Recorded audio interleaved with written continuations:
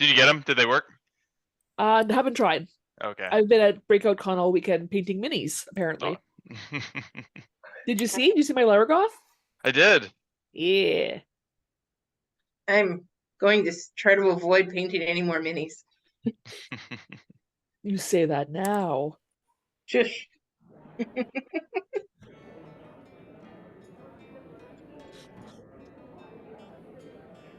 We'll give Erebir a second to hop back. I gotta turn this exposure up. God damn. Oh, look at Ontharfru. He's a big guy, but he's got charm. You know, look He at him. does have charm. Look at that guy. Look at him. Mm-mm. Look at those blue eyes. Look at that smirk. You notched that eyebrow yourself? Yeah, that's Yeah. confidence. That's gay. Yeah. Gay. Pretty gay. So, Onthar, switch hitter. Yeah, pretty gay. Probably. Why not? Why wouldn't you be if you look like that? That's funny. Get it. He's a bear. Oh, yeah. Undoubtedly. He's got bear energy. Uh-huh. He's a leather daddy on the weekends. Daddy. God damn. Okay. Let me pull up my drinking rules really quick, because you know when Ontharfrum's around, you know. Oh yeah. Yeah. You know what's going down. Yep. And it's St. Patty's Day! Is there Oh, a better day to have some alcoholism in our game? All the PCs get wasted. But real life, we can't drink this Sunday. Well, Says you. Psh, I don't have to I get up have work tomorrow. tomorrow. So do I. I have but class not at for 8 a.m. Boo hiss. Boo is. Banana. Oh, righty then. Alright, I'll get started. I'm sure Erebir will be here in a second. She doesn't need to be around for the recap. Actually, she was pretty sleepy last time. But Terrence is gone. We'll give it a minute. We'll give it a minute. No, I'm here. Oh, okay. Getting my lighting situation figured out. No problem. Okay, I can't take it. We'll start. She'll be here. And I'll recap as required. Alrighty then, ladies and gentlemen. Pleasure to have you here. So, you made it back to Waterdeep. Well done, everybody. Well done indeed. Boy, you had a little day in Waterdeep figuring some stuff out. Jamna Gleamsilver departs the party, very unceremoniously leaves down the street, and hopes you good wishes for finding someone to resurrect Terrence. And lucky enough you did. You found a number of places that were willing to do the job, but most prominently was Abbot Elredin Dorovi, the leader of the city of Golden Fields, the center of basically the Vatican City of Chantio worship on the Sword Coast. He was brought here by a vision of a golden grain field outside of Waterdeep, and one of those stalks of grain was pulled up by the roots violently. And he knew he had to come to Waterdeep when he received summons. So he came, found you all, and was willing to do the resurrection for the low price of just bringing the material components along, which is an incredible charity. With that, all of you brought your skills forward. Shroud, Ciela, and Star all brought forth their best wishes to beseech Terrence's soul to return, and so heroically, so selflessly, so just totally religiously came back like a hero of yore to face the dragon cult one final time, he insists. Super heroic shit. With that, you guys all ended up, I think the next day, you ended up at the Yawning Portal for a meeting with Master Leosin and Ontharfrum to discuss their progress with rallying allies. And it seems, as well as you have all having made progress and passed all that information along, they have too. A Council of Waterdeep is forming. A coalition of the Dwarves of the North, the Elves of the Inland Forests, the Baldur's Gate, Neverwinter, the forces are at least coming together to discuss an alliance, which is a huge, incredible step that these factions have taken. They also introduced you to none other than one of the people who will be sitting on that council, the delegate representing the entire faction of the Emerald Enclave, the ranger hero, Delenn Winterhound, the somewhat quiet half-elf ranger, was happy to make all of your acquaintance and knew you by reputation. And Ontharr Froome was very happy to hear that you were all in for the fight. You weren't backing out. He said, like, this is the time if you want to back out honorably and without, any fuss, no muss. This is the time. All of you said, fuck that, we're in. And Ontharr Froome was like, let's get some drinks in here. And that is pretty much how it went. There was some shopping, some necessary shopping stuff that had to happen. But nonetheless, here you are. Oh man, my calendar's a mess. I'm not even gonna look at it. I don't want to look at it. I'll look at it tomorrow. So here you are with Delenn Winterhound. As a reminder, and Master Leosin and Ontharr Froome, Master Leosin reminds, he says also, the Open Lord has extended to you property. A noble manor that had been burned down has been rebuilt. One of the parts of the will was that a certain amount of farmland was dedicated inside the actual grounds of the noble house, and naturally it seemed to fit all of your inclinations, so the Open Lord has extended that land to all of you so you might have a base of operations while in the city of Waterdeep, as we hope to have you here to help with the ongoing threat for some time. So, he gives you the location. He says, like, meet me here tomorrow, and I'll be happy to show you guys around. The last thing that happens is Ontharr says, oh, one final thing. Oh, fuck, I'm not Irish. He says, one final thing before you leave, before we get to the fun part of the day. So you're all deputized. Congratulations. He pulls out of his pocket a scroll. He says, penned by the Open Lord himself. Take a look. I'm going to send you guys in Facebook your writ of deputization that is wrote and sealed by Dagult Neverember, representing the Council of Waterdeep as their first act himself. Feel free to look through that. There might be some important information in there that might be worth seeing. But you've all been deputized, and this writ is meant to represent and authenticate that. Sarah's like, I'm a deputy! Runs around.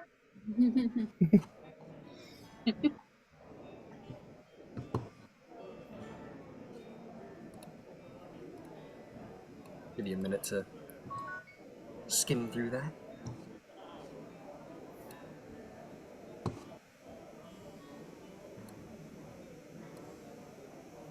Oh god.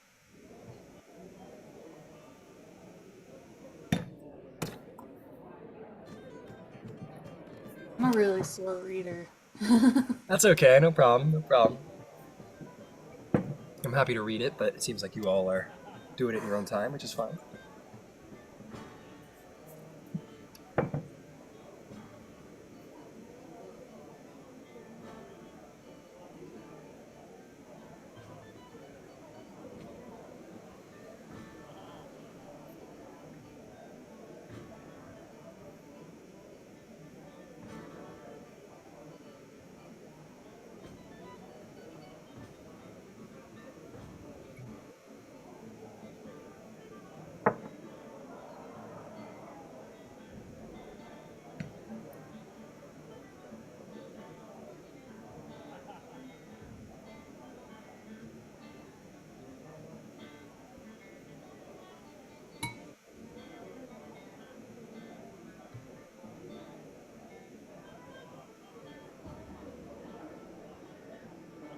Stark finishes the reading and goes, aw, great responsibility.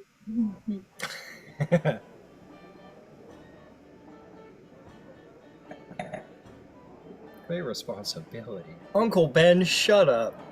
I want none of that.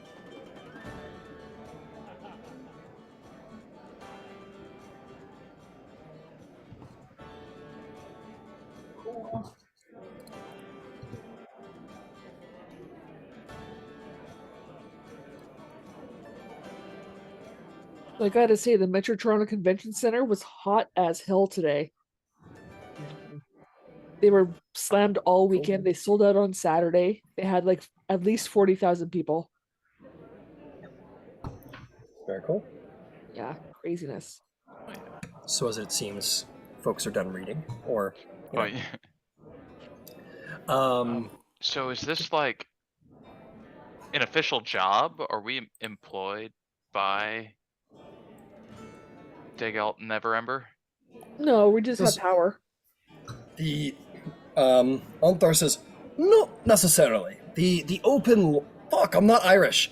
The open lord. I have such dwarf energy. I don't know what to tell you. You can be Irish for a night.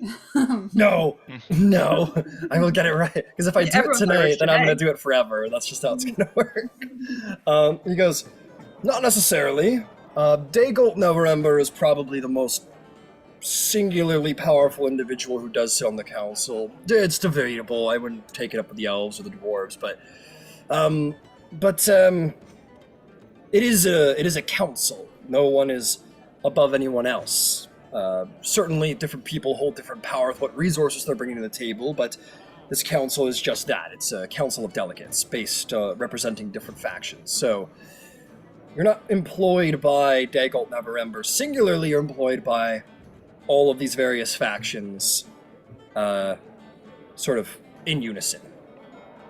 So anything that you do is subject to the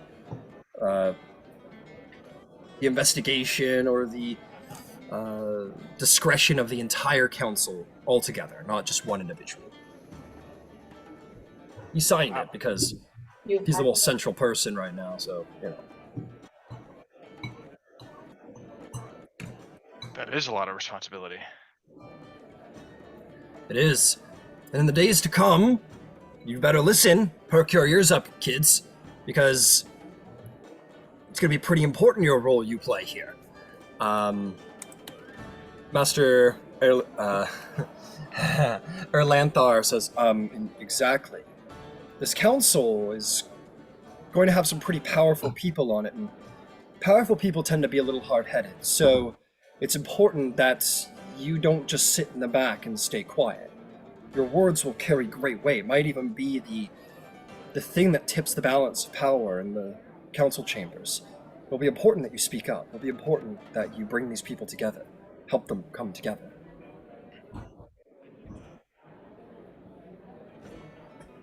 Uh, Have any advice on how we do that? As usual, Master Erlanthar begins to speak, but Ontharr interrupts immediately. He says, "Heroes! You're all heroes here. And the Sword Coast has a Mount Blackbeard. What the fuck?" Anyway, sorry, I'm trying to bring it in. He says, "The Sword Coast has a long history of being saved by adventurers and heroes, and that's what you all represent. You're an adventuring company. You're heroes. It will be through your deeds, through your heroics. That is how you're going to bring people together. Show them that it's possible through deeds and valor and courage. You're going to have to make decisions in the field. Maybe you'll meet great enemies and you'll have to decide between slaying them right then and there or bringing them in for questioning, or you'll find resources and maybe they'll be too dangerous to be saved, and different factions are gonna value different things that you have done along the way, and you're just gonna have to use your best judgment to bring everyone together. It'll be your deeds and your words in the council chamber." okay. I think we can do that. I think Winterhand will say, it is all very intimidating, but you have allies in that room, certainly these two here, and I have great faith in what deeds I've heard of all of you. So you will not be alone. If you have questions, there will be counselors who will be happy to discuss with you.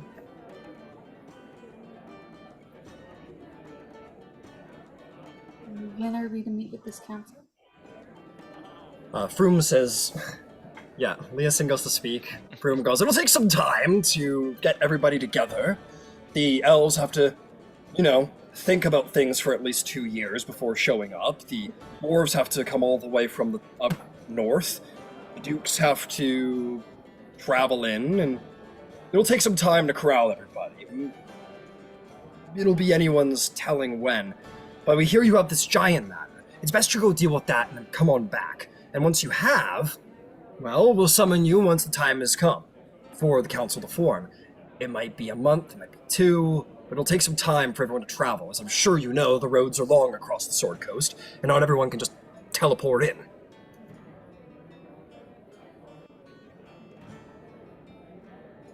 Yeah. Sounds good to me. Good. Now we drink, because apparently it's a holiday. And with that, I guess you're having your own private party up here on the 3rd floor, and some drinks are brought by some of the barmaids.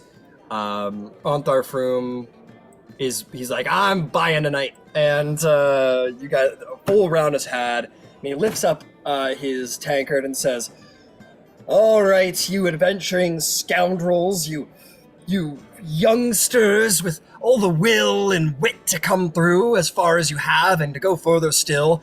Here's to Dragon's Bane, the best damn adventuring company on the Sword Coast." Yay! To Dragon's Bane. Here's all of you. Leoson's very much like, ugh, as he gets cheersed by Froome very aggressively, and he puts his back. They all put theirs back, including the ranger. All right, it's time. Let's get those cons. What is everyone's con modifier? Oh no. Oh no. I have a cat. Terrence, Eravir, Star, Shroud, and Ciela.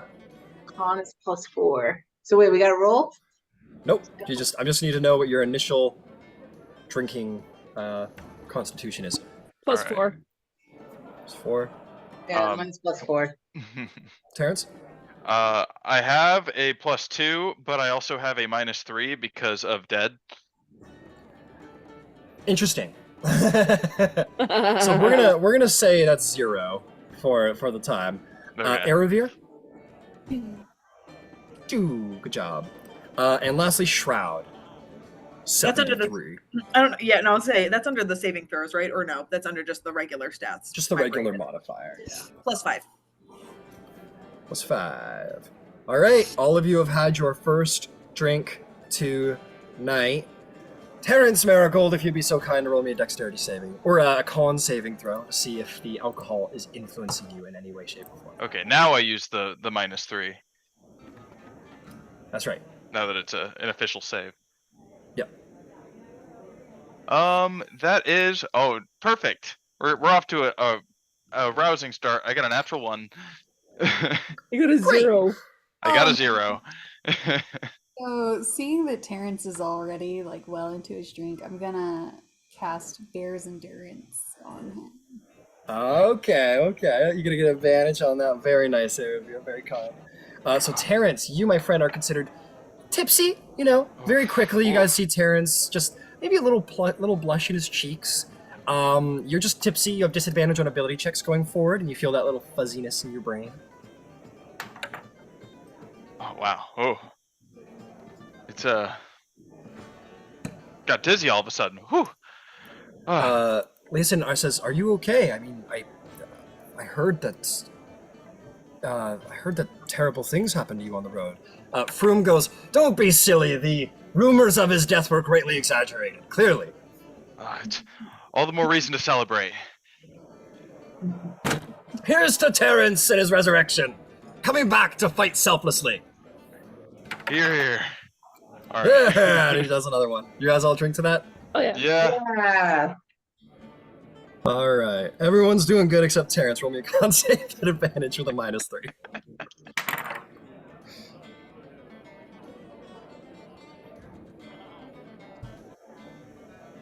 Hey. I rolled 2 4s. You're drunk. Oh, We're two. whoa. You have disadvantage on saving throws, including these ones. So you're back to straight roll, thanks to Eravir. And you have half speed due to dizziness as you start to feel the wobble. Whoa. He goes, Even Froom's like, okay, maybe we'll take it easy on the What are you toast. talking about? Like, I'm No, doing great. I'll take it easy on the toasts. It's take it at your pace, my boy. Whew. Hey, you know, All of us are you- still working through. Oh boy. you only live once, unless, of course, you live twice. Cielo, Unless we're you. Here's the. No, wait. Cielo's gonna pull a chair out for Terrence. Oh, I wasn't already sitting? Okay. Yeah, Delenn gets a chuckle out of that. Okay, Froom will say, so tell me about your adventures. I mean, we've got the fancy report and all of the things you handed off and blah, blah, blah, all the intel, but tell me a story of your heroics. Let's hear it. It's been so boring around here, talking and organizing and not smiting evil at every turn. Well, So- go ahead. Do you want the long version or the short version? We've got all night. Cielo, do you want to tell the story? You're better at telling stories. Not really, but which one do you want to tell? Well, we could start with the going through a village and finding a shed that we have to go into and has a full of lizard man inside, and us nearly dying, and then going through there and somehow ending up in a swamp. You want to go with that story? Oh yeah, how we basically cleared out like the entire place. Yeah, we Wow. basically cleared out the whole place. And we went into the storage shed. There were like a zillion freaking lizard guys in there, and Wow. they were attacking us with their zillion. swords. And oh yeah, there were so I many. can't even count that They high. just, That's so kept many. on coming out. They were like coming out of the basement door, like nonstop, and they were fighting, and we were kicking their asses, and we finally stomped them to the ground and cleared them all out and threw the bodies down the hatch. Wow. Then we had to crawl through that hatch because we need to know where that led. And then Yeah, we that's ended so up in a good. swamp. We left my horse behind. I miss my horse. Yes, we left our horses, and my horse, his name is Horse, just to let you know. He's over there. And I think we sent people to get them. Yeah, we Start did. killing all the drug men. I imagine Star has like a missing poster, and it's just it's honestly a stock photo of a horse. It says horse missing. Answers to horse. 0 reward. Reward goes, a "Oh." kick in the ass. He goes, "You lost your horse? There are few greater tragedies than losing your horse in battle. Well, it No, didn't no, die in no. battle. He just left. You didn't even lose it in Never went battle. You just back left for it behind. Yeah. It's a And good then- thing there isn't a horse god, or he might be mad." And then we went through the swamp, and more lizard people showed up. We were traveling for so long, and then like I said, these lizard people showed up, and then they started attacking us, and then we took them as hostages, and then one of them started to cooperate with us, And then we organized a lizard revolution. and then we organized a So you- lizard revolution. Whoa. So let me get this straight. You killed a zillion of them and there was still some left, and Yes. then you incited a lizard rebellion? Yeah, They because they were joined in you they after were in the killing a zillion of castle. them? They were in the Oh my castle, and they were being oppressed by the bullywugs and the cultists. Yeah, there were a But bunch we of galvanized them. They were being oppressed by frogs? Yes. Yeah, And as you guys are telling, Onthar's looking at Delenn and Leosin these guys are great. He's he loves it. He's like, these guys are great. He hasn't been adventuring. This is his thing. He's totally into that. That's that's his whole. He's like, yeah, fucking crawling through the mud, fighting off an army of lizards, then uniting a rebellion. He's like, that sounds like a good Tuesday. And Leosin's like, oh wow, incredible.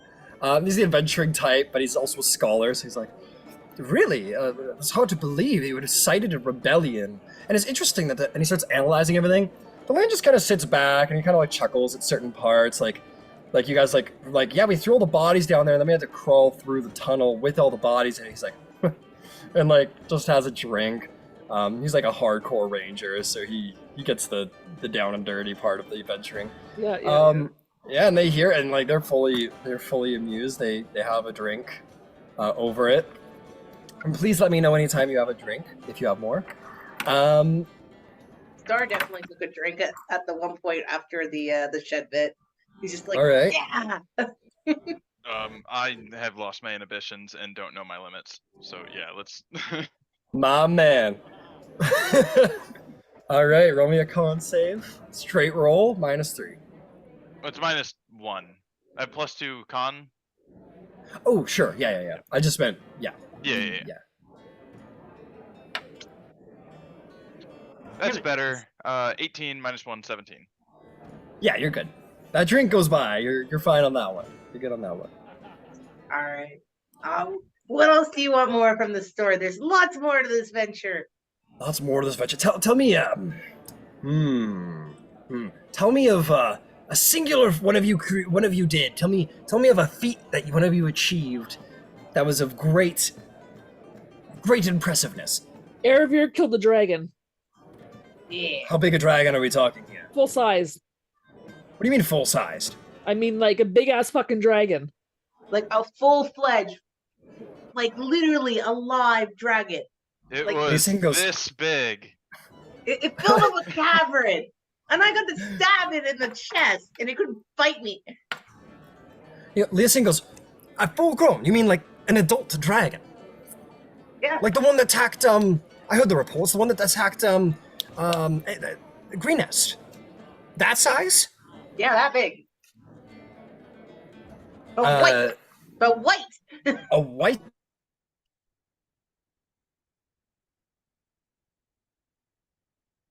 The lens looks at Erebir somewhat impressed.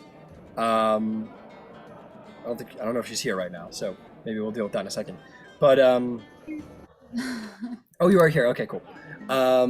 Yeah. So Delan looks across the table at you with like a genuine look of him being impressed. Leosin can't believe what he's hearing.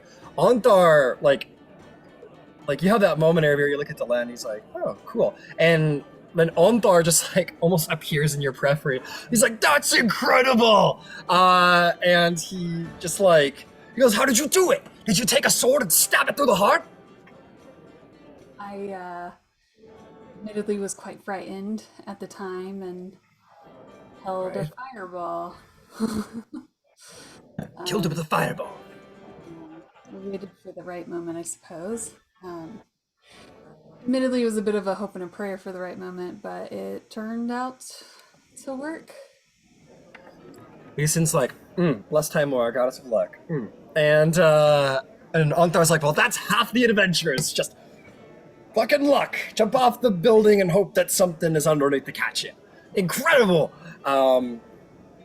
Delenn says, how do you mean you just waited for the opportunity? Well, after the dragon roared, a bit terrified. Honestly, the story is not as exciting as it sounds. I got a bit terrified, so I ran. And then when I ran, I found this tunnel, and it seemed like between the two tunnels, the dragon might go that direction. So, since I was so scared and couldn't move towards the fight, I just held a fireball and hoped for the best. And it turned out the dragon crossed my path, and I released the fireball, and well, it didn't take another step. Telling us impressive instincts. And Onthar says, well then here's to the Dragon Slayer, Erebir! Huzzah! Here. Oh shit. Yeah, drink for that. The NPCs will drink to that, for sure. I will drink. This is the second drink, right? Or third? This is third for This Erebir. is my Um, 4th. So yes, Terrence, you roll Erebir. This is your first roll for the drink. Erebir's not gonna have another drink. She'll say, "Well, that's very kind," and but I think I've had my fill for the night. I gotta keep my head clear. Onthar's like fully like, for what? What? What tomorrow brings. He drinks his cup. Leeson's like, true. Dylan has his drink. He'll drink to the toast to you. Does anybody else drink? Yep, Star does. Oh yeah. Mm-hmm. Star's fine with her +4. So I got one from Terrence. Did you roll your con save? I did. How does a 10 do me? A 10. Oh, here's the fun one. You are hammered, my friend. Oh, You have disadvantage on attack rolls. If you fail any further saving throws by 10 or more, you vomit. And last but not least, you undertake a drunk persona. So, I need you to roll me a d10. I will roll one as well. I will tell you which each of them are, and you may pick which one Terrence oh is right. tonight. A persona. I got an 8. Perfect. Here's the 2. The first one is Kleptomaniac. There's a lot of really neat stuff here, stuff you'd really like to have, but they're probably not for sale, but that's okay. If you're discreet enough, maybe you could just slip it into your pocket and walk away nonchalant. No one will notice, right? And the other one is the Daredevil. You really want to impress people here. Maybe you could pull off some tricks, like jumping from there to way over there, or doing a flip off a table, or drinking something that's on fire. That will definitely make them think you're cool. Which one would you like? Oh, it's got to be the Daredevil. Daredevil it is. It's got to Terrence be the Marigold Daredevil. Jr. Fantastic. As I slam my drink back and like, I watched me land on my feet and I'll like fall back in my chair and You just straight up. I'll try and like a tuck and roll. Oh, okay. Make me let's call it acrobatics check. Disadvantage because you're, more than tipsy. Yep. All right. Let's see here. Hold on. One. I mean, Acrobatics disadvantage And if you minus roll a 3. 1, you end. and hold on. My acrobatics -3.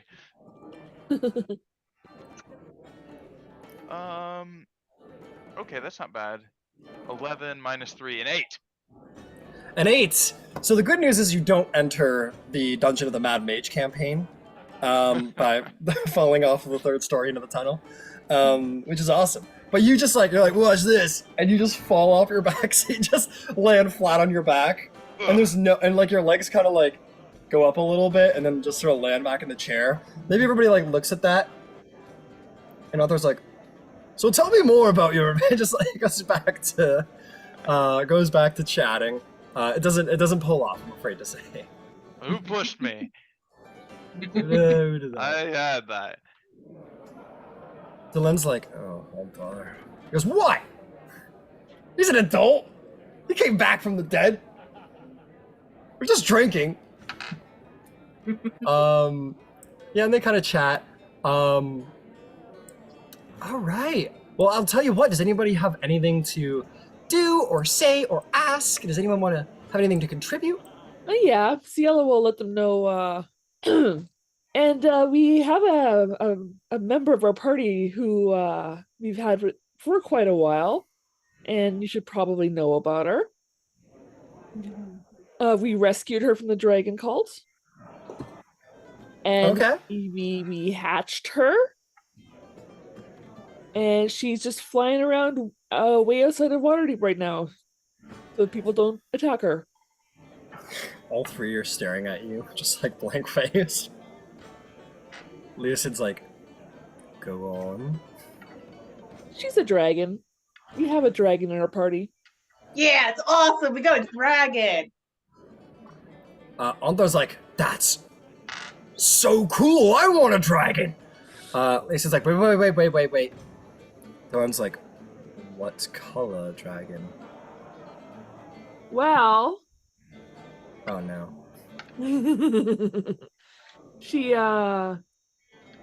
she's not as her nature says. She is a black dragon, but she is not as her nature says. Leeson does this. He does, I don't know. He's like, no, oh, buddy, oh no. Dylan just kind of sits a little bit in a shock. He's like, not really in a shock, just like a, huh. Anto's like, A black dragon? That's the enemy! What do you mean, a black dragon? Think of it like this. We've slept with her nearby and she hasn't eaten us yet. Probably because you had a watch, no? Well, yes, but at the same time. But she's traveled with us. She's helped us. She's loyal to us.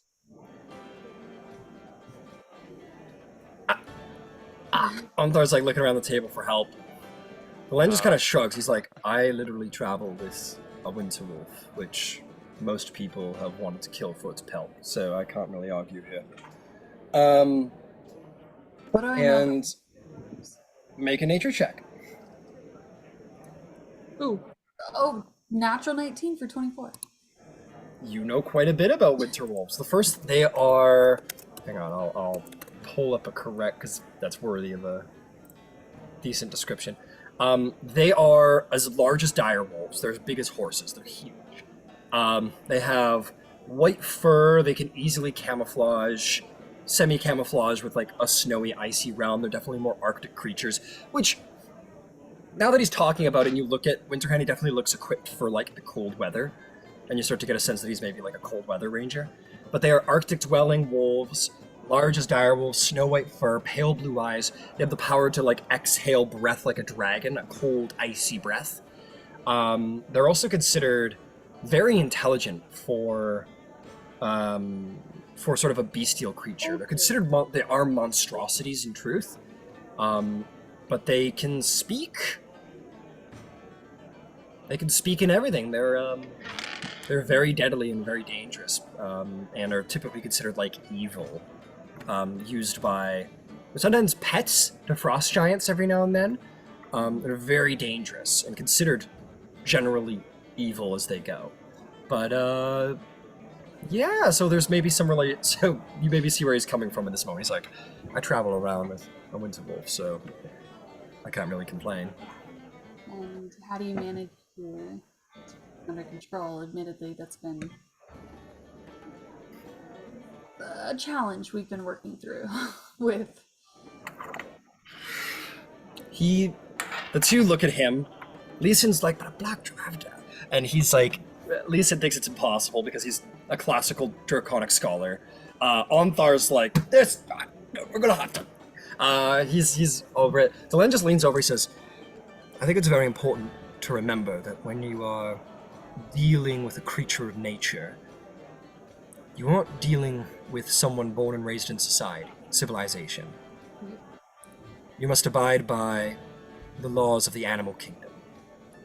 There is no, usually, until it's established later on, but initially at least, you must abide by the strongest wins, the rule of the jungle. If you want the respect of, especially a more evil-inclined creature, you must be dominant. You must assert that you are stronger and a leader, and you are in charge.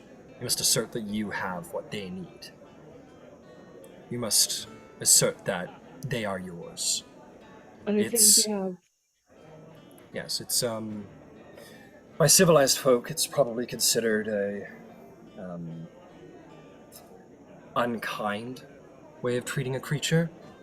But at the end of the day, all beasts, all monstrosities, really all of us in our based instinct, there is the dominant and there's the submissive. And you must be the dominant if you mean to lead. So when you say things, you say kindness is important, or civility is important, or the protection of the innocent is important, you can say so from a position of power. And that will get across better to a creature that is more bestial than civilized. Thank you. Sometimes your good fucking smack in the head does it, it's sorry to say, but you have to assert yourself sometimes over more physically ferocious creatures. Well, I don't think I'd smack her, honestly. There's a certain point where that stops floating, absolutely. Yeah, like she's too big now to get away with that shit. Exactly. When they're young and being broken, they're acting up. Just look at how a mother of that culture would treat their young, and that's probably how you should act. She knows that we're a powerful team, and she's happy to be part of our power. Had her moments though, and Of course, she's young. Well, I have to say, very impressive. It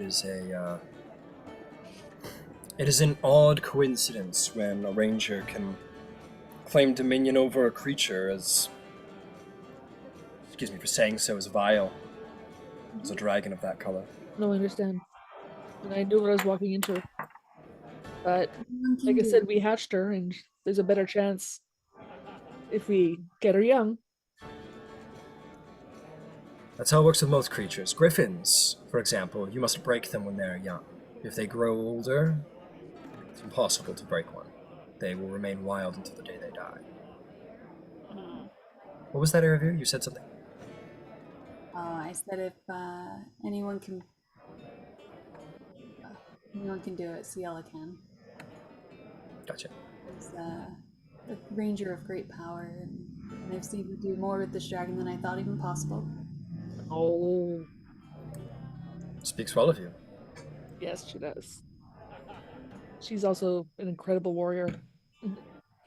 All of us. All you.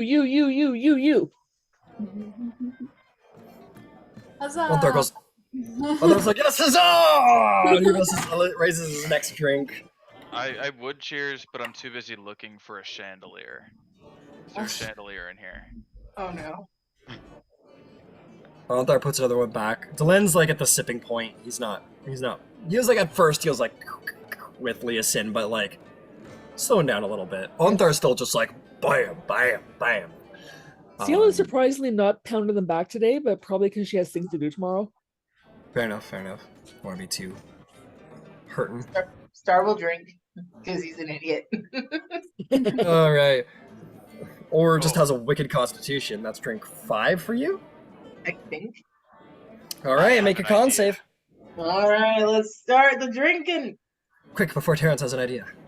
Oh fudge! I got a natural 1. Yay! I think something happens on an outward. Nope. Oh, a critical failure gives you 2! Yeah! Wait, what? You go right to drunk.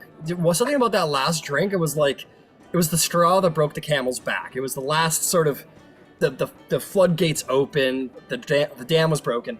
You are drunk. You have disadvantage on ability checks. Your speed is halved due to dizziness, and you have a disadvantage on saving throws going forward. You just suddenly you have that thing where you like stand up and realize how drunk you are, and you're like, whoa. Terrence, you got an idea. I have an idea. All right, I have my drink. I see a candle there. I'm gonna light my drink on fire. I'll never see that coming. Okay. I Pick assume up the it's candle. strong enough to be flammable. You're drinking like ale right now.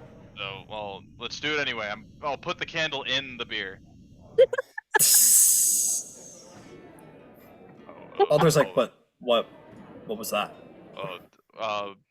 Hold on. I'll drink a little bit so the wick's poking out. You drink most of it. And the wick's still poking out. All right, and then I'll I guess Others relight like it. consumed. Yeah, you have a spell? Oh, you had a tinderbox. You got a tinderbox to start. Yeah. Hold on. One second. It's gonna be cool. Don't wait. Hold on.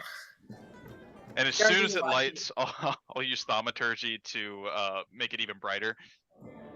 Ah, everyone kind of does one of those. Ah, yeah. Here, check this out, and then I'll slam it. You put back the last like quarter inch in the cup. Make me a con save at disadvantage, Daredevil.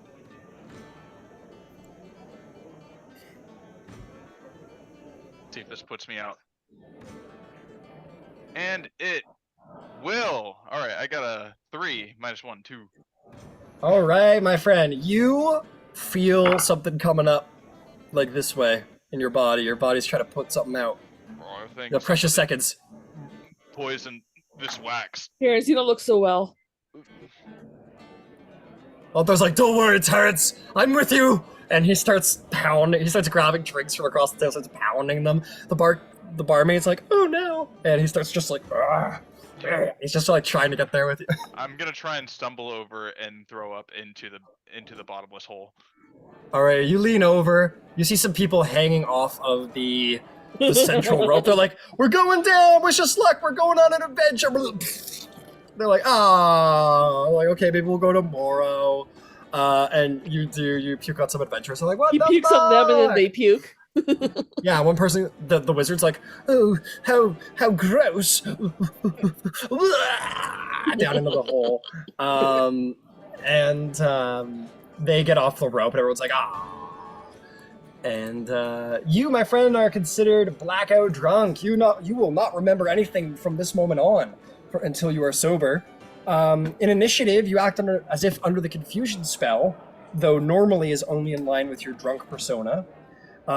If your drunk persona is non-violent, then you will not make any attacks. The effect ends when you drop below the intoxication level. Failing the save by 5 or more results by vomiting going forward. Yours is technically considered a violent persona, a possibly violent persona. So. All right, bud. Cool.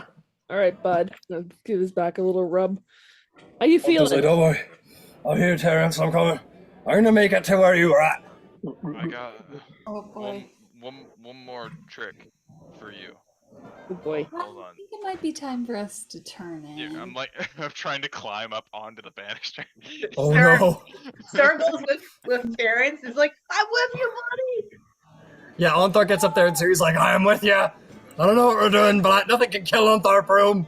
I'm gonna try to pull Terrence down. Come on, buddy. I think Yeah, it's time for you to go to bed. I got this. I got this. I think Shroud would do the same thing and just kind of like maybe like a grab onto like the back of his collar. So like even if he tried to lean forward, he would only like go but so Well, far. I can Yellow make it goes- across. Dale goes, hold my beer. Oh no. No, and she places a hand on Terrence and casts levitate. Oh, Okay. Okay. So Aravir's trying to pull Terrence down. Shroud's just trying to hold the collar. You're casting levitate. So Aravir, make me an athletics check. Terrence, make me an athletics or acrobatics check at disadvantage. With Okay. your usual -3. Yep. I think You got some benefits on your side here. I'm not. I didn't roll very well. I got a 6. Okay. Okay.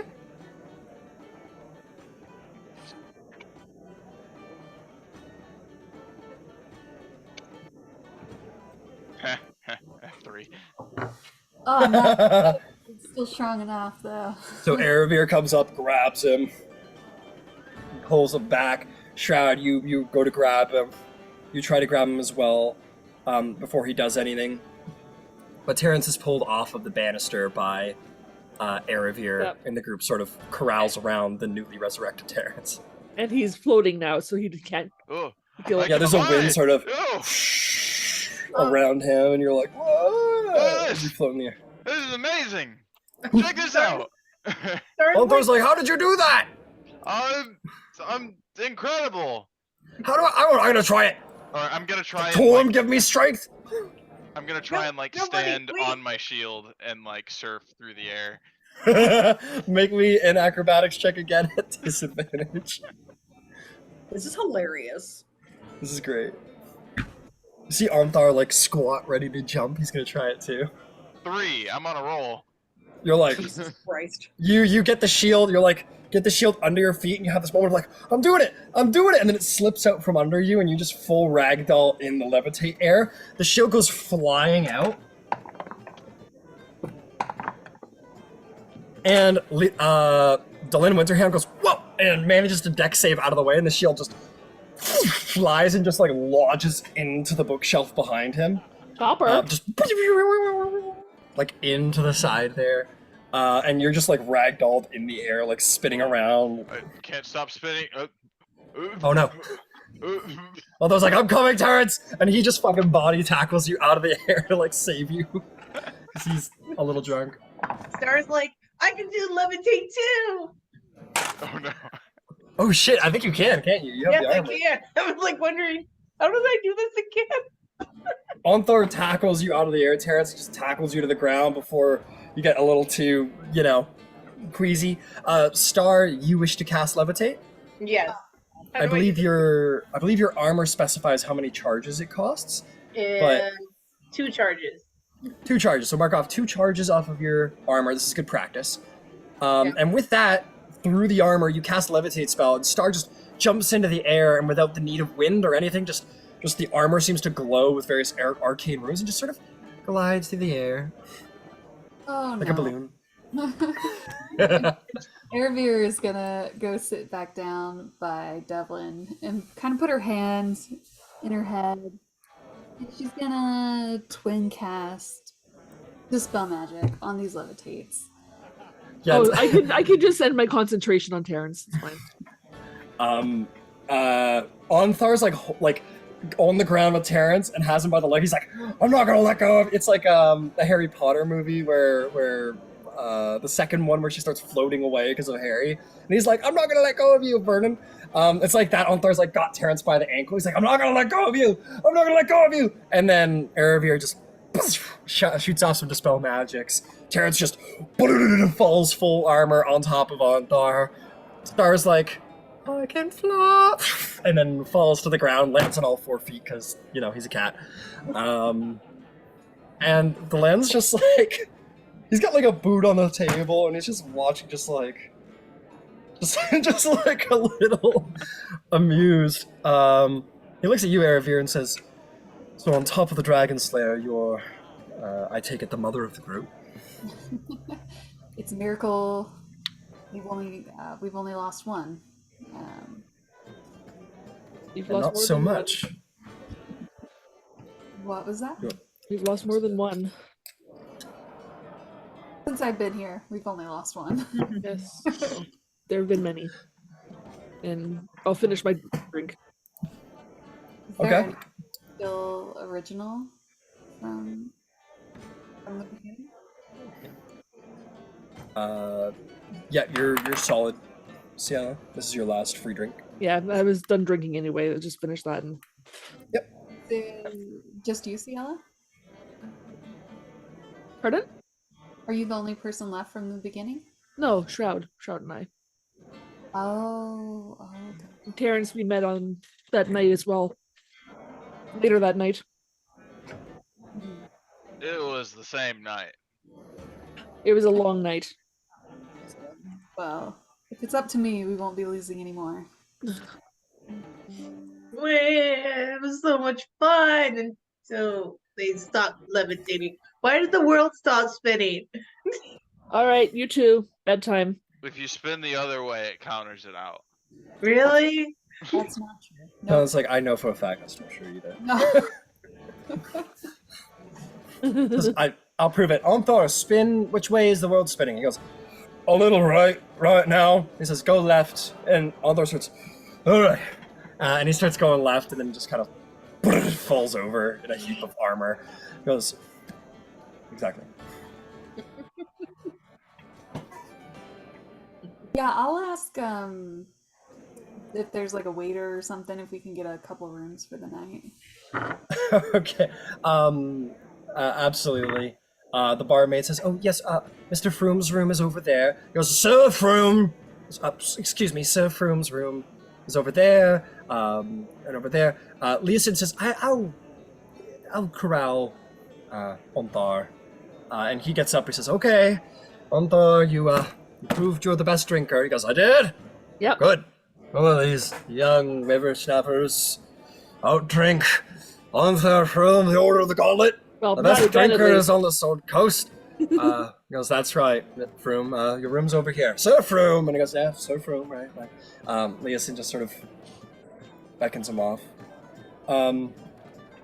Delan just kind of looks at you, Erevier, and I think you know what? I think when I see how bold, he says, "This doesn't seem quite your scene." Getting blackout drunk? No, I would much rather be controlling myself. Have you ever met a winter wolf? Her face will light up. Have I met a winter wolf before? Are they in the Misty Forest? No. They're Arctic wolves. The Misty Forest is not. an Arctic landscape. No way. Her face will light up. No, never. Thrilled to encounter one. Well, you could if you like. This isn't my scene either. I'm more of a, not really a city person. I would love to see Winterwolf. Have you ever met a black dragon before? Yes, but we didn't get along so well. One that might not kill you on sight. I'd like to see it try. Well, why don't we sneak away? Deal. You'll cast Pass Without a Trace. Go ahead and roll a stealth check.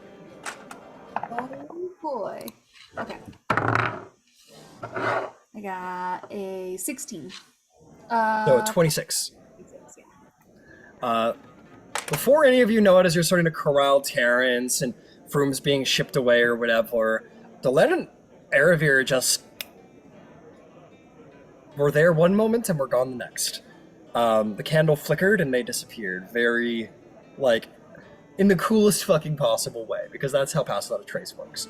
It makes the environment work to your behold. So the candle just kind of flickers and they just disappear as if the shadows consumed them. We'll get to that in a minute. But what about the rest of you? You guys, what are you doing?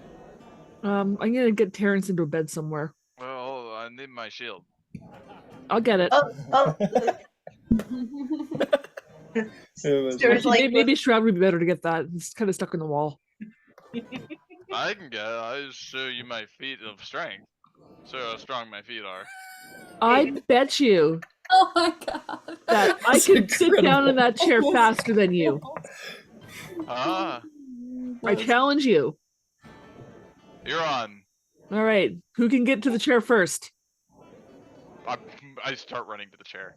All right, I Make, jog like- behind just to make make- sure he doesn't realize that I'm tricking him. Terrence, make a... There's gotta be a check here. Acrobatics. No, that's a little harsh. That's for I would say balance. perception, just to see if you can like aim at the chair correctly with your dizziness going on. Make a disadvantage perception check to see if you can like pick out which of the 3 chairs is the one you gotta sit on. Or survival. Survival, that's a good one. Alright, let's see here. See if you can You say discern the perception? true chair. Yeah, Okay. perception. Aim for the Disadvantage. middle chair. Aim for the middle chair. Alright. Let me line it up. Alright, that's an 11. Well, an 11, that'll pass. You like, your vision's like, and there's like a couple chairs. They're like, it's casting mirror image, and you run at it, and you manage to confront the correct chair and I sit down in it tackle before tackle it to the ground, and like position it on the floor under your butt, and you manage to collect the seat. Well, shit, you beat me to it. Yeah! All right, Yeah. you won. Yeah. Ah. Take inspiration, Terrence. You're a great actor. You're a fantastic actor. Hilarious. Hollywood now- would never be ready for you. We're gonna play another game, Terrence. I want to play the game too. Okay, you can play a game too. It's called "Don't Fall Over" before you get to that room. And she points to the room they're gonna stay in. Oh, it sounds so much fun. It's Come on, Terrence, go easy. do it.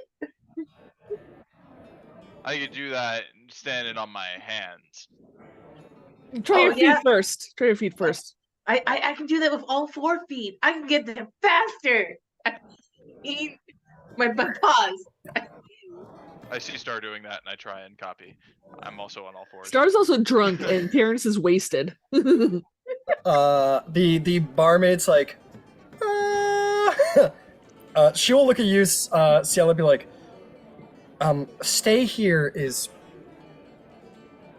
8 silver a person. Okay, Someone's gonna have to pay for I got that. it. I got it. Okay, the drinks are paid for mostly, but we know Mr. Froom is, Sir Froom is good for it.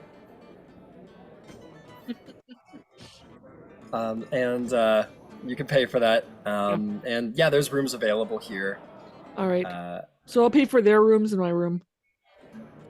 Okay, fantastic.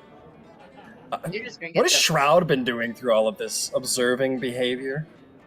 Yeah, watching. I think if Ciela wouldn't have interfered, they were going to try and tie Terrence to the chair, but it's already taken care of. So I think, yeah, they would just be observing and like, yeah, sitting back and just kind of watching at this point. Definitely not drinking. I think they would have had like 2 and then just cut it off. Make me, and you're resistant to poison, right? Yes, sure So am. it's more like 1 drink. You're just like, you could just Keep pounding fucking it back. destroy. You could destroy anyone in this bar, but you have the confidence of one who knows it and doesn't need to prove it. Right. Make me an insight check, because that's kind of your thing. You're just kind of analyzing personality, trying to figure out why people are acting weird. That's a nat 20 plus 1, so 21. Oh, You understand that, you know, the inebriation causes the loss of inhibitions, and you can learn a lot about a person by what they say and what they do when they're a little intoxicated. You could their true feelings and such. The old saying, drunk words are sober thoughts, and you take that to heart as a robot. Yeah. To heart. You know what? With a nat 20, you're kind of feeling this, and you see the camaraderie and all the cheers to your victories, and Cielo's talking about things. I'll say with a nat 20, Shroud, you understand more than just how your friends are reacting. You understand how you're reacting. And ever since your adventure started, you've been feeling this, like, feeling in your chest here and there. Like when you get really angry, there's this heat, this thumping. When your friends, something happens to your friends, it beats like a drum. When something terrifying has happened, it sort of almost feels like it's not there, or it's hollow when a friend is lost. So in the moment, as you're sort of realizing the lack of sobriety, everybody's sort of truths, you can't help but think about your own truth and wonder if you do feel. If that is what feeling is, that physical sensation in your chest, maybe that is feeling. Who knows? This whole existential crisis in a bar. Yeah. Yeah, other herbs like, oh god, your What chair. is It's like, feeling? oh, I'm gonna beat you to the chair. All this craziness. Shroud's like, am I feeling? Am Like I in the real corner. boy? Yeah. Am I a real boy? Yeah, but maybe you have that feeling that maybe you have the potential to, or have been feeling all this time, and it's, maybe, who knows? Who knows? You just sort of maybe think on that feeling in your chest. You don't feel much in the rest of your body, but that chest always seems to be quite prevalent. So Star and Terrence are corralled to their rooms by Ciela. Is there anything else, Shroud? Nope. The 2 veterans don't share a drink? No. No. You guys just go to bed or shut down or what have you, understood.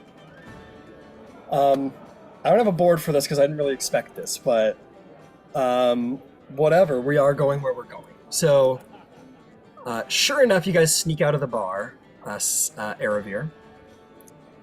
You find yourself walking down the street of Waterdeep. It's a bit of a walk to leave the city.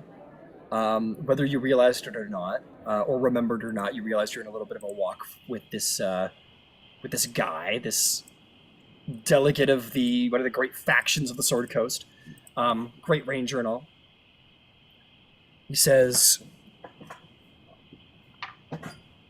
I'm going to warn you right now, I'm not one people consider a civilized person. I might struggle with conversation. I spend a long time out in the wilds with just a wolf as company, so you can imagine I might be misinterpreted to have been raised by them. Well, I've spent my whole life around civilized folk and find them to be boring. So I'm sure your company will be kept just fine. Well, good. In fact, I told you about my encounter with the dragon.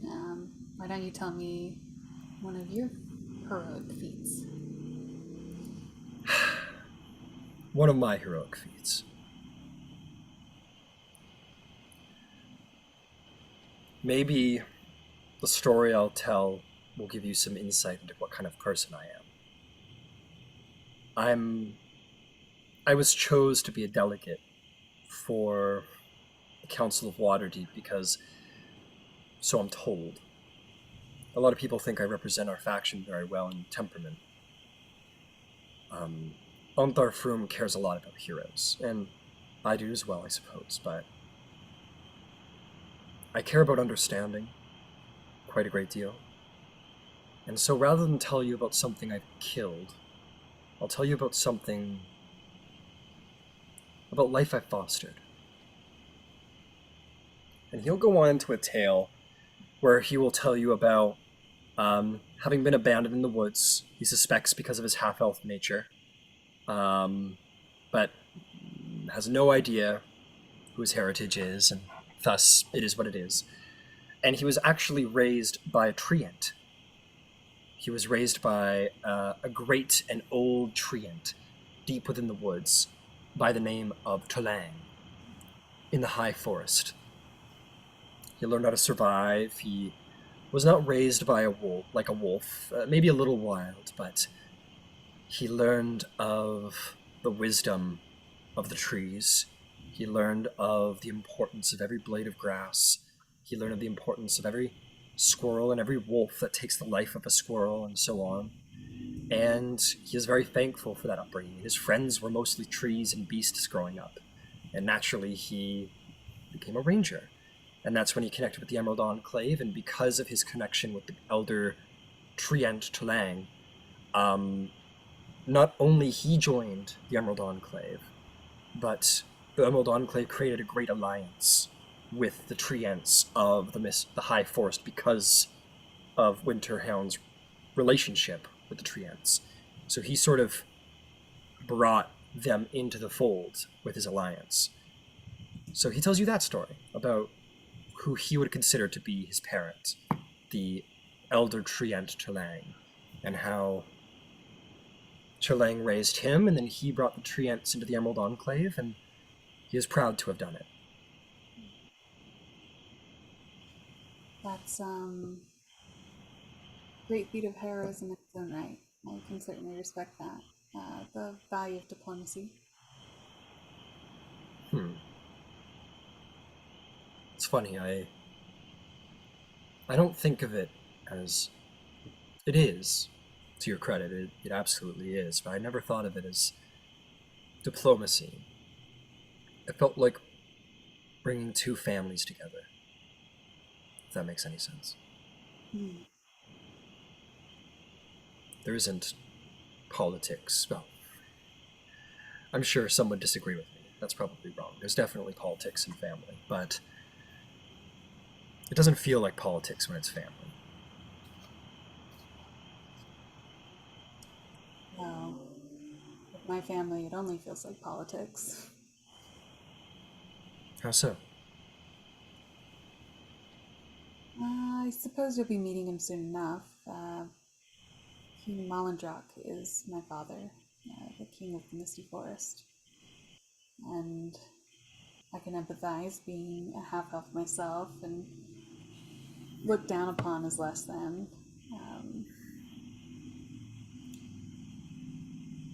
It's,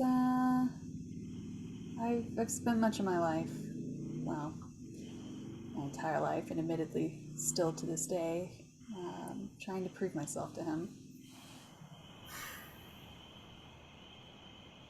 I can understand that. It's strange. I don't think I'll ever know who my parents were, but I understand that. Some part of me wants to do great things on their behalf. To show them that I'm not worthless. But Talang is a very wise being, and has often reminded me that that is not important. At the end of the day, it's important if you can live with your deeds. Not your parents or not your friends. Because if you do what's right, the right people will naturally drift towards you.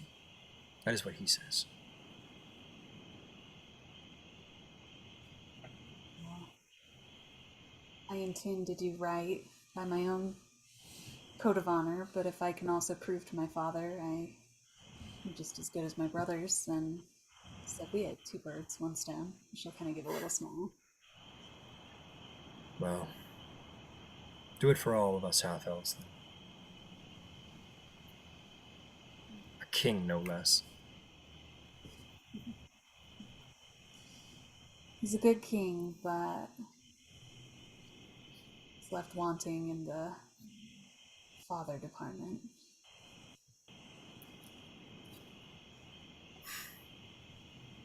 That must have been hard. No, I grew up very privileged.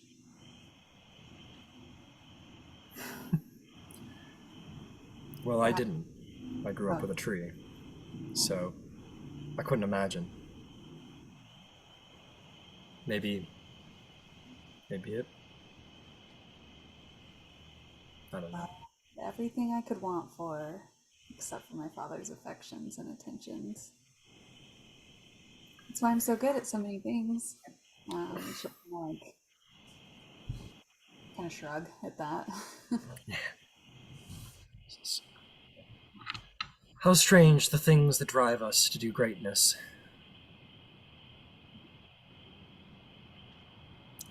At this point, we'll say that you've exited the city,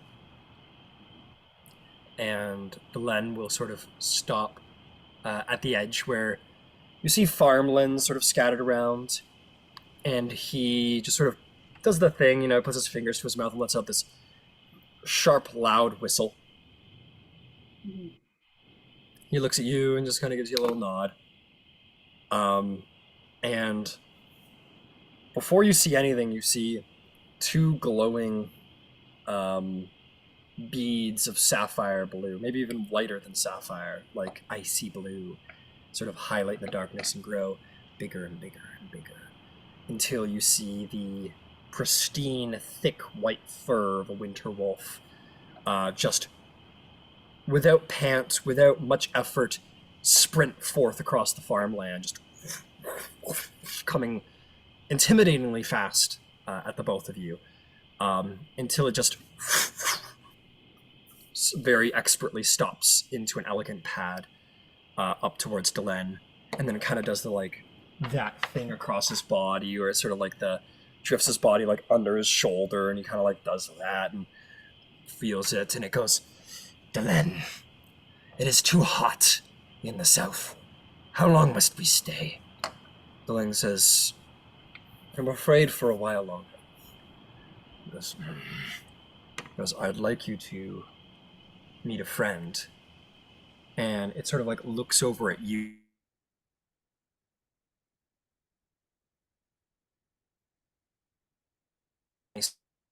So be nice. It goes, is this a mate? Delaney goes, no, it's not just be nice. And the wolf sort of approaches you and tilts its head out and sort of sniffs the air around you. I'll put out a fist, not to pet it. Yeah. No, No, I'm not that. I'm just kidding. I know. But, I don't know how you greet a dog that you've never met before. With the hand out, or Hand out, palm open. yeah, make an animal handling check. Okay. 20. 20 will do. Yeah, you sort of she's sort of sniffing the air around you. You just kind of stand still. You kind of open your palm, maybe even a little ahead of you, but not in the Winterhound's, not on the wolf's face. Just kind of open yourself, let it take in your scent. Winterhound would say, "This is Loska." There, here. Loska. It's a pleasure to meet you. Smells you, takes you in, and says, "You smell of the cold." I should be heading north very soon, in fact. looks at Winterhound and says, "May we go?" And Winterhound says, "I'm sorry, Loska, we have to stay toward the city. Because you understand how I feel as well." Loska just kind of nods. Looks back at you, Eravir. Looks back at Delenn. Says, "Why have you brought her to me? You don't let me eat city folk." Delenn kind of looks at you with this like this is my great. This is great. And looks at Loska and goes, "No, I don't let you eat city folk. We had talked about this. She's a friend, and she wanted to meet you." I've never met a winter wolf before, and couldn't imagine a more beautiful creature. Devlin is, so what? How do you say his name? Delan? Devlin? Let me get the Delan, I think. Delan? Delaan, 2 A's. Oh. So maybe Delane? I don't know. But it's not Delon. an I. I think it's Delon too, yeah. So Delon Winterhound. Okay. Delan. I forgot what I was saying. Sorry, I got tripped up by his name. No problem. I think you said Luska was like the most beautiful creature she had seen. Yeah. Winterhound says, "We do prefer the north, in case Luska's complaining hasn't gone through yet." Well, we remain in Waterdeep for the council. You say this to Luska or Delan? Delan. Delon. He says, "I do remain." I know, you got me fucked up. Delon is like, "Yes, I remain because of the council. Unfortunately." Well, Uthar or Thok. Antar? Anthar, thank you. Oh my god. Anthar said himself it wasn't going to be for a month or two for everyone to gather. If you want to tag along, we have business with the giants in the north. Luska says, "How many is a month again?" And Delon says, "Many moons." And Luska says, "Ah." Yeah, 1 moon. He has his own language with the wolf, though. Oh, okay. Yeah, the wolf might interpret that differently. He goes, "Nah." And he says, "It's a generous request that I would normally take you up on, but I have a responsibility to my enclave." Well, hope you're able to get out of the city often and stretch your legs. "Well, thank you." Luska says, "I could go with." And says, "Well, what help would you be? You breathe cold. Half the things in the north have resistance to cold." Luska goes, sort of growls. And he just kind of like pets her roughly. He says, "Well, why don't you go get some sleep, Luska? I need to escort Eravir home." Luska goes, "Escort?" Goes, "Show her to her den." Luska goes, "And she's not a mate?" And he goes, "Shh, go, get out of here." And he just shoos her off, and she goes, gives one last look at you, and kind of like turns and goes into a quiet padding run off into the darkness. Well, Delan, thank you for showing me Scar. He's really a beautiful creature. I only have so many moves against other beautiful creatures. Sorry, what'd you say? Nothing. Let's go back into the city now. And he just turns and starts walking you into the city. Oh, I really didn't hear what you said. I know you didn't. It worked out perfectly. Okay. Oh man. Do I see Lyregoth anywhere out there? Make a perception check at disadvantage as it is very dark. Okay. You just hear a wolf go. It would have been a crit, but at disadvantage, it's a 7. You do not see the black dragon lyric off in the night, unfortunately. Yeah, I'll walk back with him. And have you spent much time in Waterdeep? More than I'd like, but not enough to call me a civilized person. It's very confining. I'm sure it is. It's a very large city, and I'm wondering if you happen to know of any alchemists in the city?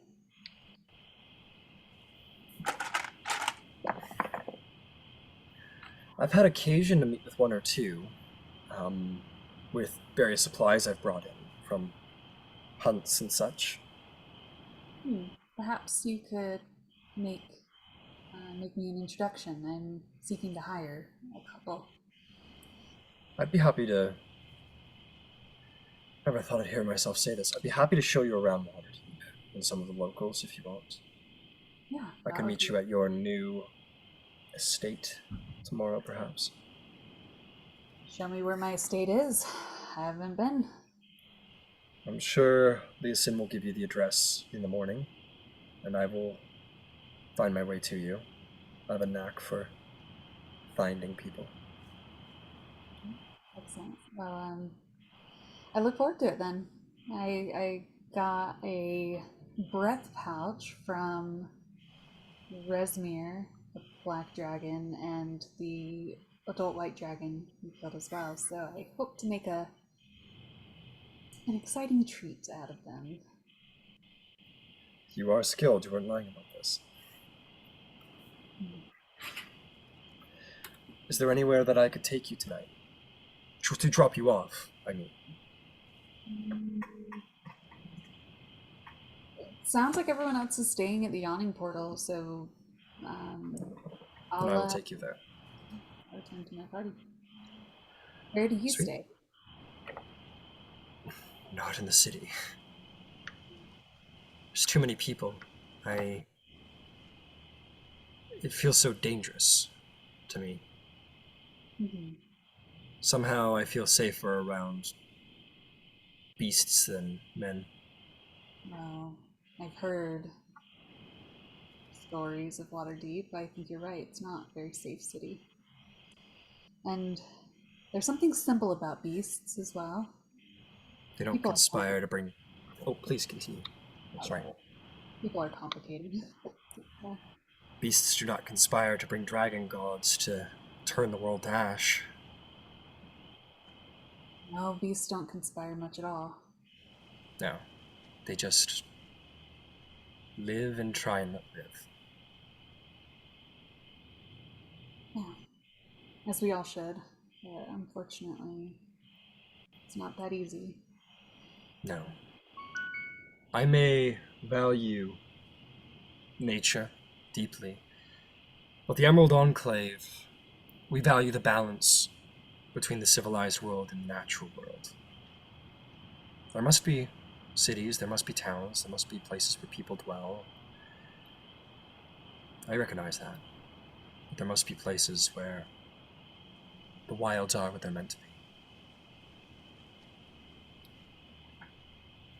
I'd agree. I imagine you could, coming from the Misty Forest. Yeah. It's a balance into and of itself out there. Have you spent much time in the Misty Forest? Yes. Where people are exceptional.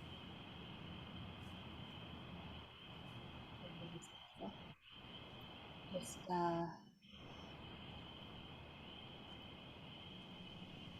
I suppose they are my people, but I never quite fit in with them either. Half-elf. Your father's people are exceptional. I learned much from them. Well, I'm surprised our paths have not crossed until now. It is a wide, vast world. If you might excuse me for saying so, you seem very well studied. I am well studied. I take your. I understand your implication. um, I know the inside of my castle walls very well. You're right. I do not know stone very well. My castle is the wood. So it doesn't surprise me I have not crossed the paths with a princess. I have not met much royalty in my time. Well, keep looking, because I'm not going to be your typical princess, you would say. I try to keep that bit under wraps, actually. I would say that you have proven your nobility beyond bloodlines, which is more than can be said for most royalty. So take pride in that. You flatter me, Delenn. I She'll blush a little. He says, well, this is about the extent of my social abilities that I've summoned here tonight, so I'm glad you approve. Consider me impressed. You even walked me home. I heard that was a thing you city people do. You know, protecting the weak and whatnot. I Like, have... maybe on the weak. Yeah. Just- At this point, we'll say he comes to the door and he'll say, Erebir, Dragon Slayer, there's no part of me that thinks that you are helpless or weak. Well, thank you for that. Perhaps we'll share a battlefield one day, and I can prove that to be true. Let us hope. Thank you for again showing me Osgoth. Luska. Laska. I'm there. No worries. It was great to meet her, and I'll see you tomorrow morning. I shall see you tomorrow. Sleep well. Oscar? Sorry, I forgot. Loska. L-O-S-K-A. Loska. Okay, wonderful. Loska. And Delon Winterwolf. Or Winterhound. And with that, he will bow his head, sort of look you in the eye, kindly, and then depart down the street. And with a little smile, Erebir will go inside. Fair enough. With that, everybody is safely put away in their beds. The dangers of the night need not be feared. And you all get a long rest. I'll tell you what. Terrence, you're hungover. Star, roll me a con save. We'll see if you're hungover. You're kind of riding the line. All right. Oh God. 2 + 4, but I think. Wait, you said roll at disadvantage. Well, it's out of 2. It's so low anyway. But I'll roll. You're good now. You're good now. Roll straight. Oh, okay. Well, it's still just 2 + 4 is 6.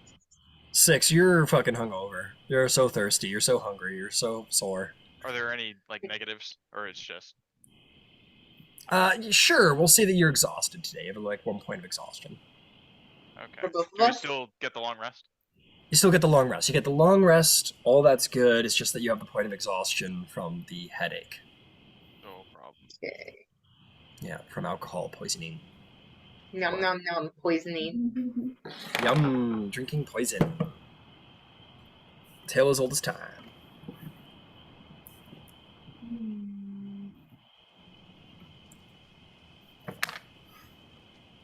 And you all wake up.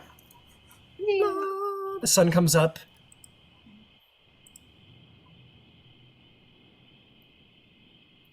Onthar somehow is not hungover. He is like, he got himself there with Terrence, but just the man has a constitution about him. And you all rise the next day.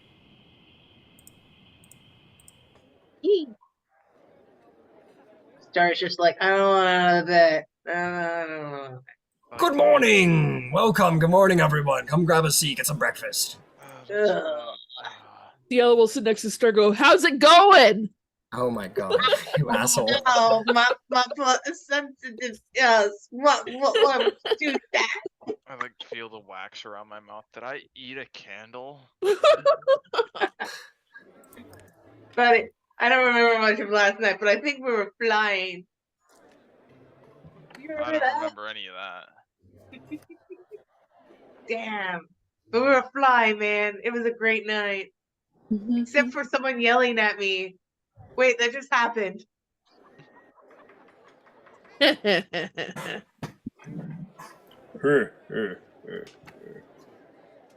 Here's some pancakes. Yeah, we'll say they're serving pancakes today. Pancakes with with some fruit and some maple syrup. How many days has it been since we left the Giants? Is it just 2? Let me look. I think it's 2. Yeah, you guys showed up and you found Terrence's person. No, 3, because you found Terrence's person. He was resurrected. You all went to sleep, let him recover for the one day. Then you had your day to do some stuff around town with Terrence. You came here to the pub, and then you all rested again. So this is day 3. Okay, cool. What are y'all's plans for the day? I'm kind of looking at the table. Harbor Master said my pops is going to be sailing in today. Cool. I'm gonna get my dagger as Star continues to eat sloppy pancakes and syrup is getting all over him. I haven't thought that far. Give it. Wait, is the dagger ready today? I don't know. No, it's ready at the end of the week. You get 2 more days. Damn. Damn.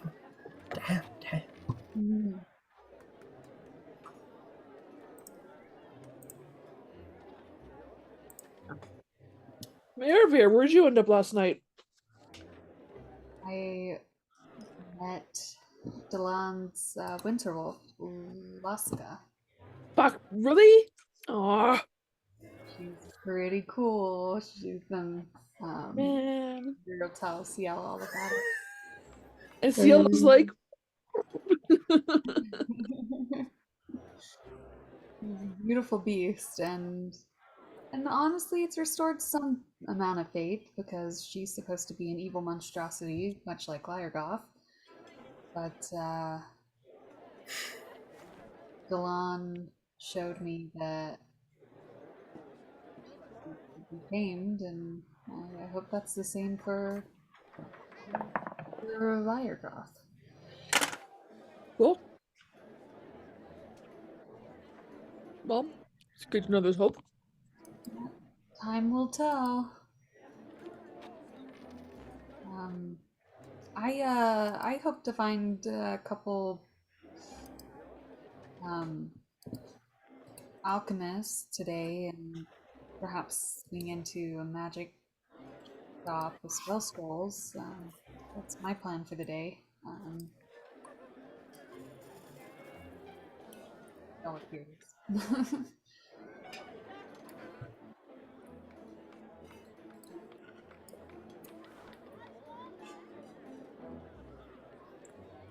Leosin, Erlenthar, and Ontharfrim's already there, but Master Leosin will come downstairs. He's got a couple of his acolytes here and there, or his monks, shall we say.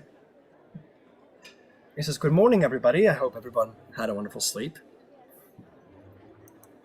Quite restful, Well, yes. excellent. If everyone's quite ready, just let me know when you are, and I'd be more than happy to show you to your estate. Oh, Hey, Yes. Fine. The noble estate, so it's an estate, yes. I think you will appreciate it, especially Terrence.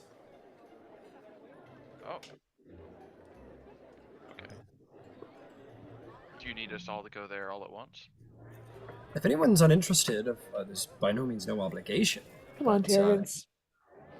I mean, I didn't have any plans today. Terrence, it'll be a free bed. Let's go there and crash. I think I'm just gonna take it easy today. Yeah, let's check out the estate. Yeah, let's go to this date. It's free, right? Right. Well, if you call free wandering across the Sword Coast in pursuit of incredibly dangerous people and one of you dying and getting caught up in a conspiracy to destroy the world, and getting something for it free, then exactly right, Mr. Starr. All the details. We don't worry about that. Just Okay, go, very well. go to this date. You don't worry about compensation. Works just fine for me. Maybe you should be a monk as well. Compensation? That's apparently what this is. Anyway, let's go. Let's go take a look. I will go hire us a carriage. He'll wander off, and he will procure the services of a carriage that will seat all of you. Aunt Therfrum says, have fun looking at the house sitting. I need to meet with the open lord, so, keep that writs of deputization close for at all times. That is probably the most valuable thing on your persons. Yeah, we should And, hold on to that. I think I gave it to Eravir. She seems the most scholarly of all of you, most papery. Yep, I've got it. Okay, good. I lost Cool. track of it last night. I don't even remember falling asleep. Me neither. Then again, I don't think I've remembered falling asleep for the last 10 years. Anyway, good luck. Good luck. And he'll hop astride his horse. A number of the Order of the Gauntlet were present in the tavern, and they will sort of come as, and for the sort of gregarious, like, boisterous partier that he is, there is something very heroic about him. He hops onto his horse, his white cloak flows behind him as he mounts his war steed, and it's plate barding, and the Crusader soldiers of the Order of the Gauntlet form up on him with great pride to know that they ride with the great Aunt Therfrum, and they ride down the street. Very heroic shit. Very, very heroic shit. Star just goes, I miss my horse. There's my horse. Okay. With that, we're gonna see your new house. Get busy with it. Okay, let's go. We're not going MTV Cribs version. Welcome to my crib. This is my, come take a look inside. Come on inside. You guys ride up to, you gotta mine the stone. You guys aren't on the top of a mountain. I forgot to take that all down. But you ride up to the estate. It is in, I need to put some music on. This place deserves a little music.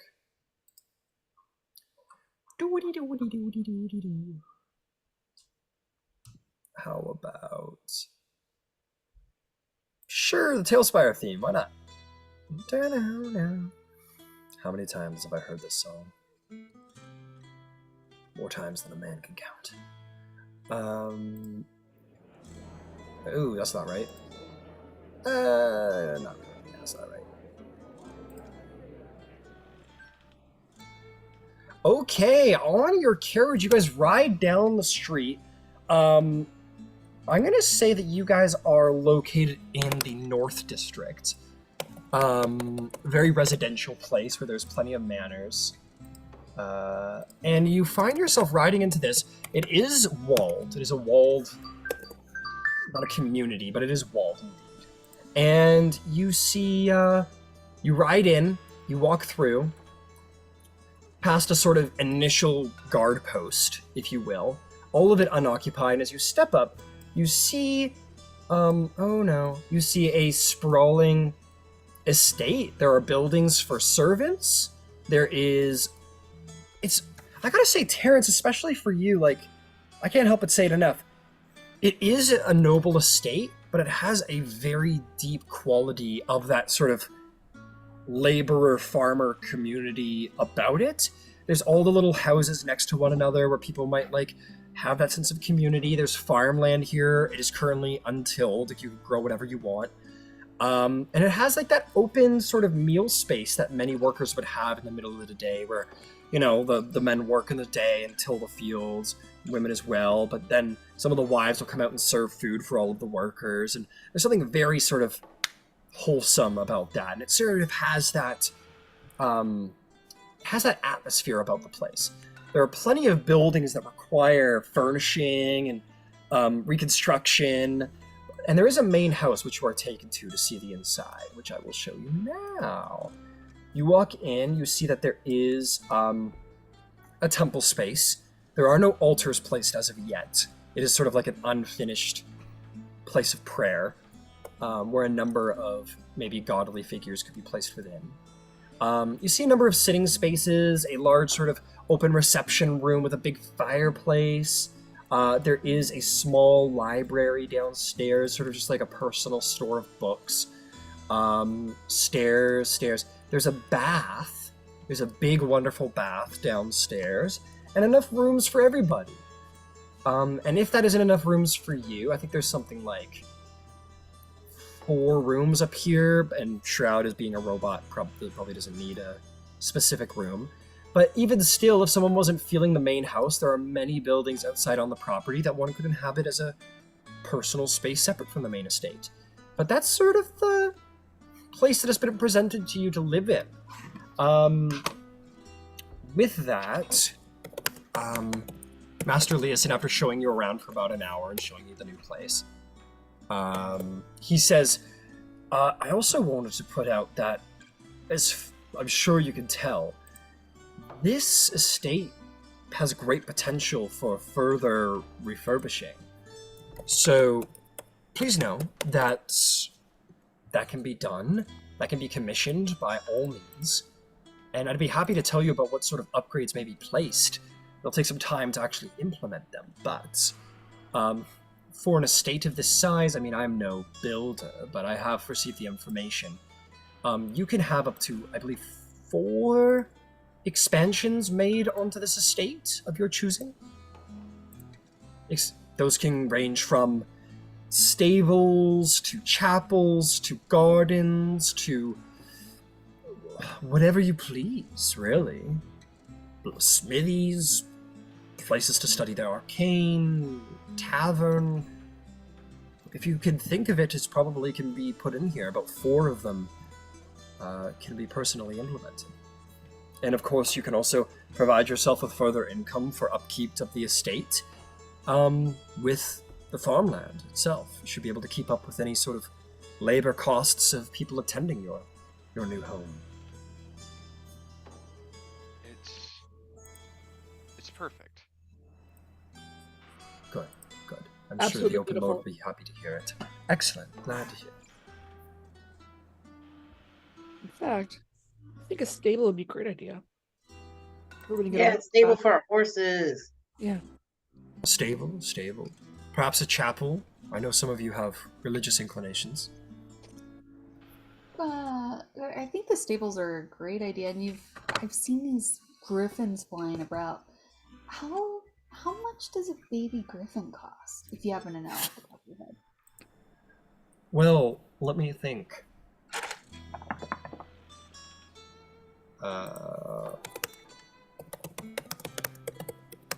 You want a black market griffin, do you? So, Well, ideally, you want to not join the deep web?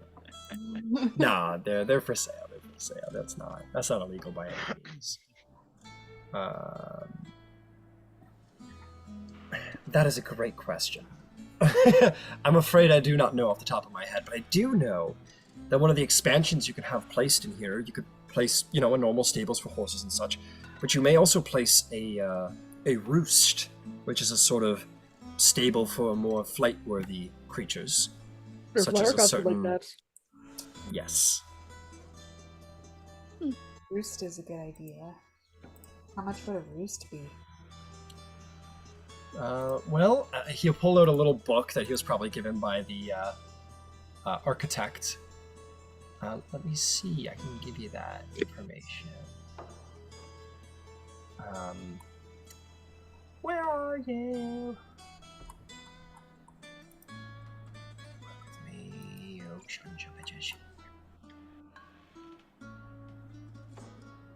Okay, I think I found them.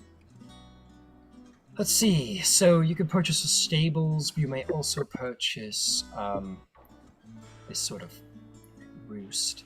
It costs 2,500 gold pieces to make, and it takes 15 days to construct, and it will only cost you 1 unit of expansion that you have available here. So that is what stables are cost, and it should be the same price for a roost for more flight-worthy creatures. Cool. 2,500. Alright. Well, take some time to think about it, because you're going to have, look around, see the sights, decide what's important to you amongst yourselves, and I'm sure that can be constructed for you while you're away if you have the coin to spend. And if not, perhaps you will journey back and pick those expansions later on. But take some time to think about it, and I'll have someone sent along to see if you need to have any expansions made. Okay. Excellent. Anyway, I will leave you to your devices. Have a splendid time enjoying your new home as a group. Thank you again, sir. Thank you. Of course, you can find me at the Yawning Portal for this foreseeable future. It's close to the castle, so that is where I'll position myself the next couple of days. All right. All right, good day. And with that, Master Leeson will depart. If you guys have any sort of RP stuff you want to do, go ahead and do it now. I just gotta hit the bathroom real quick. See those fields there, Terrence, eh? Got some plans for those fields. I'd like a little bit of a field for an archery, For what? just to practice targets. Tree. Target practice. Oh yeah, absolutely. There's Yeah, like just one little bit. Like Yeah, little- Terrence, we can retrain you on how to do archery. Remember you said you had troubles? Yeah, I can show you a couple suppose things. we could do that. Looks like there's little patches of land all around. But we really should think about those stables. It would be nice to have horses. So I don't have to find horse somewhere in the random outbacks of the world. I'm sure Lyra would like someplace to actually rest. Yeah, that too. Maybe a little place in the roost to keep her gold. Oh no, she'll have a place to put all her gold.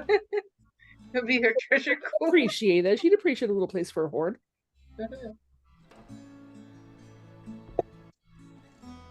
You know, I'm actually surprised she hasn't come around and been like, I want armor too. Well, we told her to stay away from the city because people will freak the fuck out when they see her. So, how far in the state is this from a place that over the table? Because Brian's not here, but I don't how know. far is this place from the city? Oh, Right, I think it's still in the city. Yeah, it's in the city. Yeah. How's she gonna get here without being spotted? I'll let the guard know. We'll tar and feather her. Yeah, dress her up like a griffin. I'm sure she'll love that. I picked up this new spell that'll turn her into a different kind of animal. No, There's You got that. polymorph? Oh yeah. let it be known for the record that I'm standing up for Lygroth. Ditto. I want one of those griffins now. Again. I wonder how much a griffin costs. I'm hoping that Lyrogoth will just let me right on top of her. As terrifying as that was. It was so awesome. Oh my god. Be back in a sec. And Star's just gonna go inside the place and try to find things and see, like, I'm gonna claim this bed as mine and kind of thing. Figure out which one's got like the best room or the smallest room because he preferably likes small places. Finding the nicest broom closet. Yep. I'm gonna buy a griffin. I don't know if I have enough money for it yet, but I'm gonna buy a griffin. Oh no, I'm gonna get this place up so it'll start making us some money. Oh, that's cool. That would be good.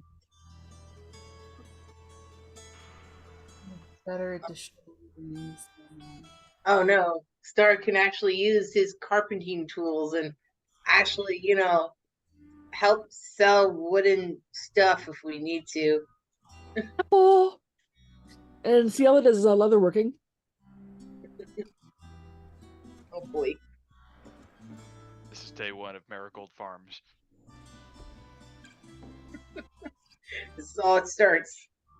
Animal Crossing all over again. Actually, we don't want to do the Dragon Cult anymore. We're just gonna like do odd jobs. They're like, wait, but the Dragon Cult. It's like, they can wait a bit. But my turnips. my turnips. But your turnips take like a week to grow. It's like, so I still have to water them. I have to make sure they are growing. No one's eating them or stealing them. Star just steals a turnip.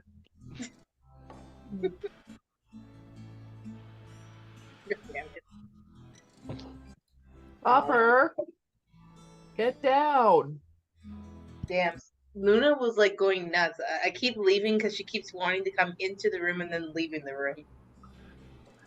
My kittens have separation anxiety, so anytime myself or my partner goes into a different room, they just cry really loudly until they find us, like a bat echolocation.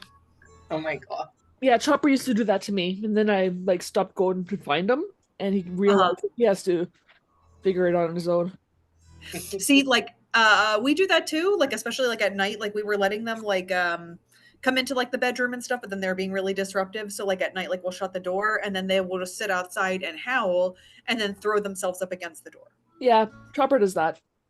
Yeah. I'm like, oh, you poor babies. Yeah. Luna's just weird. She doesn't like us closing doors here now. So she's just like, no, I see you in there. You're letting me in. Because like our one room of the office has a window. Like a big window that covers the whole entire wall. And she just sees me in here and she's like, you let me in, damn it. And starts clawing the door and she's staring at me as she claws the door. I I'm see like, you seeing me, Mom. she's like, let me in. And I'm like, no, stop. Or how about like when you go to the washroom, you see a little paw stick out from under the door and do this? Yes. I am happy to say my cat doesn't do that. She doesn't really care about the washroom. Food and Chopper have to be wherever I am. Especially God. Chopper. Chopper is like, no matter what room I'm in, he has to be there. And he has to be doing stuff. Yeah, right now the kittens have gotten to be like, because they're comfortable now, they're being like more mischievous and like they're real sweet and they give like kisses and stuff, but then suddenly they'll just like bite your face. And we're like, oh, okay. Sounds right.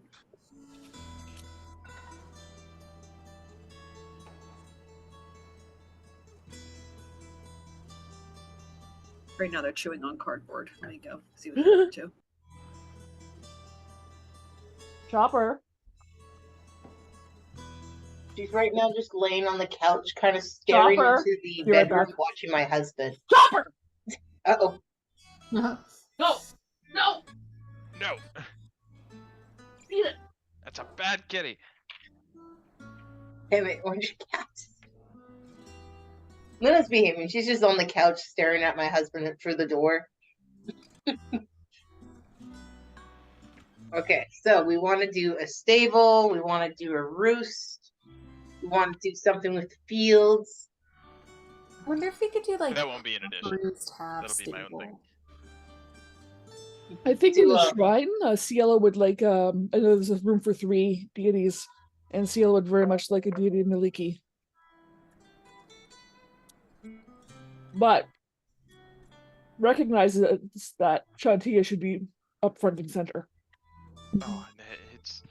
I don't need a lot of room. I have no problem sharing.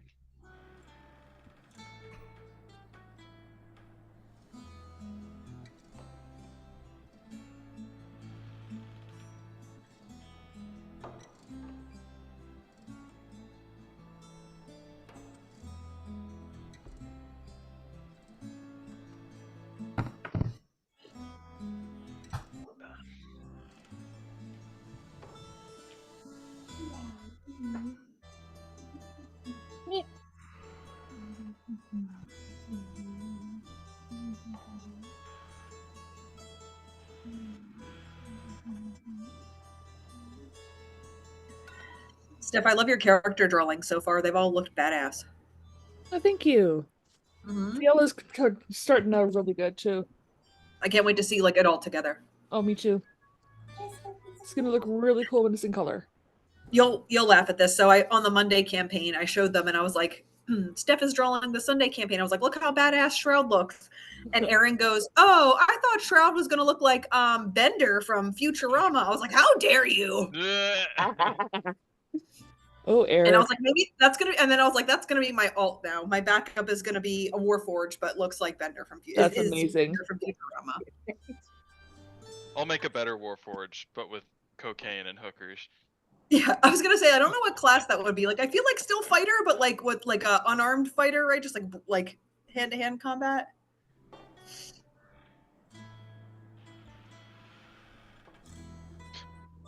Background drug dealer.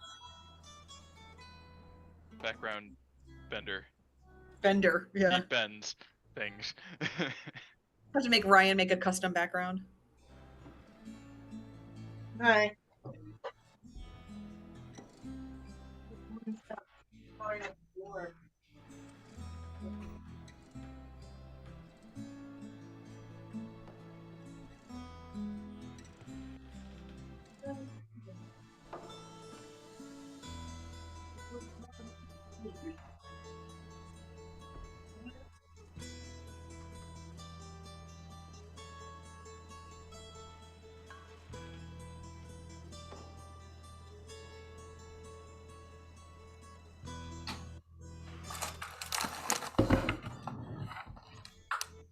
Ah. Ah, yes. Okay. So the first thing I want to do here in our lovely abode is I'm gonna cast a spell. I know what you're gonna say. Plant growth. Yep. The 8-hour one. Yep. Yep. Alright, so I gotcha. All right, my friend. This will not only encompass your property, but your competitors in the surrounding property, which is fine because that's It what is a Shanty half is mile all about. radius. I'll plant it in the center of our property. Yeah. So there will be a mile where everything is gonna be growing real good for quite a while. Probably A mile the next couple diameter. Probably the next couple properties in all directions are going to be doing pretty good. If any of them are growing, which none of them are. It's just their gardeners who cut their lawn are going to be a little annoyed for the next year. the prices are going to go up, maybe. They're going to have to cut every half week instead.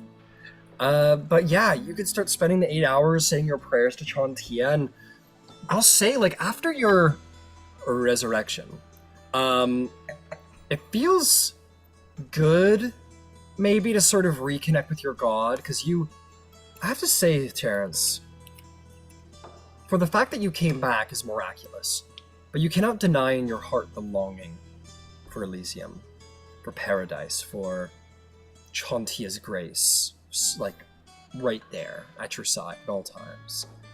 And in this motion of prayer, relying on your faith, she's not there so much watching over you, almost physically watching over you anymore, but it feels good to reconnect with your god on this mortal plane and begin to spout her wisdom and move forth her presence and garner her support for the growth to come.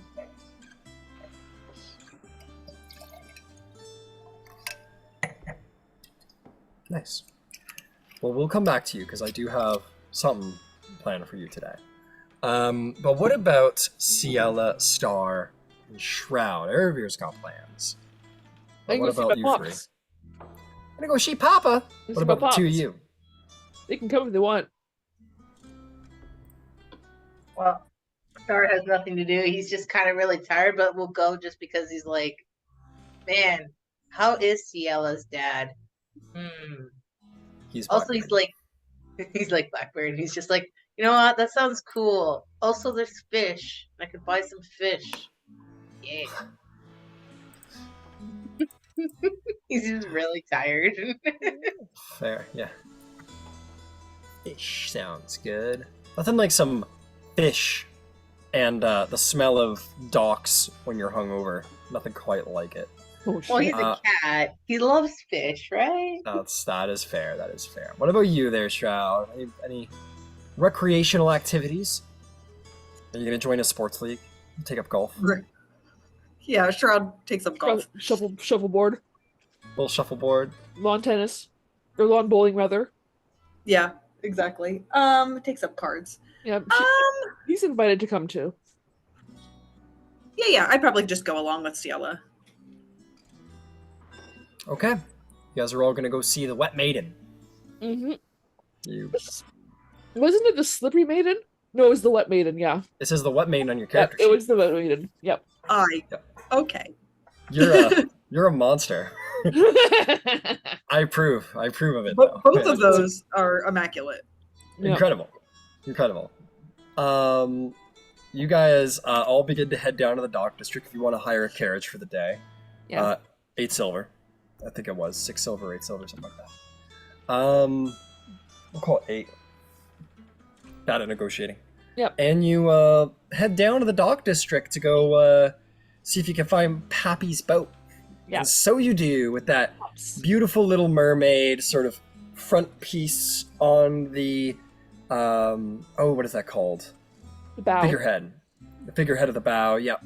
Figurehead of the bow, this sort of like mermaid, very classic mermaid figurehead, and you see stuff is being loaded down. You see the first mate, Carla, sort of, she's just like working and doing her thing, posting orders, and as you go and head over to her, you hear, "I'd recognize that crystally head anywhere." And you turn around and you see Himmel. Papa. Himmel. Yep, Captain Himmel. Yeah. And Cielo will just like give him a big hug. Hey, Pop. Alright, there you are. Pointy as ever, aren't you? He Yeah, pokes you in one of your little head Don't crystals. you know it? Don't you know it? Got it from my It's pop. been some Poke, poke, poke. time. Aye. So, how you been? Did you got yourself some guards here? No, my friends. Uh-huh. Yeah. We Well, killed the put her dragon together. there. He'll put his hand up to Shroud first. Put her there, soldier. Oh, shit, what a grip. Oh. I'll crunch it like inadvertently. It breaks his whole hand. He like tries to get you too, and very quickly Shroud and Hemmel get into this like. His face is getting red. Shroud, your thing's like structural integrity damage. Make an athletics check against Himmel. Himmel to see who relents. Dirty 20. Dirty 20. Yeah, I have +9 Yeah. athletics. So Yeah, you beat him. These captains, they're more dexterous folk, being on ships and such. And you like, and he's like, "Okay, it's good to meet you." And he takes his hand back after some crunching sounds. He's like, "All right." He will kind of do a healing word on him. Because I don't need your. I Wait can a do second. that now. He goes, "Wait a second. What? You're casting magic now?" A little bit. A little bit. A little bit. I picked up a couple things. Uh-huh. Yeah, Right. Yeah, if you think that's cool, wait till you see what else I can do. I don't even know if I want to hear it, child. You draw anxiety in these old salt bones like not even a storm could. And this is Star. She'll push Star forward. Yes, a cat. Put her there. Star just puts his paw out. He's like, grabs it. He grabs your hand. He's got a strong vice grip of a handhold on you. Star Sure, just maybe kind of like, because clearly he's probably gonna like shake his hand, and the guy that Star's just gonna be like, Go, "See, you look lithe and dexterous. You might be a cat, but do you have any inclinations to the sea?" No. Last time I was at sea wasn't great.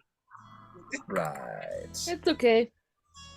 Interesting friends you have, Ciela. Yeah, you should see the rest of them. But This one doesn't talk, and this one doesn't like the sea. Well, okay. I like You should fish. Give me You should, fish. see them, you should see them stab people in half. stab people in half. Yes. Do you not understand that that sentence doesn't usually make sense unless you're referring to giants? And look at just move your cloak there to show him the hilt of your sword. Yeah, and I'll move my cloak, and you'll see the dragon's gleam like warp, like the giant like pick that I have, and then the sword like on my back.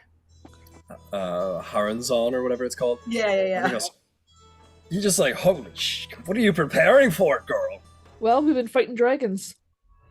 What do you mean you've been fighting dragons? We killed a fucking dragon. I don't give a fuck you killed a dragon. What do you mean you're fighting you go looking for a fight with dragons? Not looking for a fight, but we got stuck in a fight with them.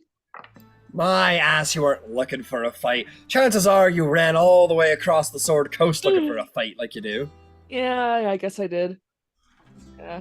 Got You ourselves did? a companion dragon, too. A what? Yeah, you heard me. That's not funny, Ciela. It's true. What do you mean it's true? You've got a... He looks at Star. Yeah, goes, "You!" yeah, we have a big, large dragon. That's a friend of ours. Yeah. Your name's Lyragoth. I don't give a flying fuck what your dragon's name is. Get rid of it! No. What do you mean no? She's awesome. She kills things for us, and she's got melty breath. She's awesome. No, she's staying with us. It's a... Ciela, what have I told you about these dragons? We almost got sunk by one when you were a girl, don't you remember? It was awesome. What do you mean it was awesome? I failed as a father. No, Pops. But it's So? all true. Star's gonna pipe in, going like, "Nah, you didn't fail as a father. Look, she's awesome. You don't know how many things she's killed in her lifetime with us, just like traveling with us. She has shot like dragon people, like without even knowing where they are. And I was nearly dead at one point, and she shot in the blink of a mist of blackness, and she still hit the damn thing. I heard that thing scream.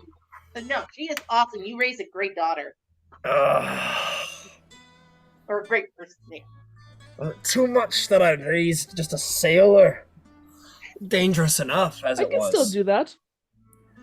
But you're not doing that. You're out fighting dragons and making friends with them and cohabitating with cat people and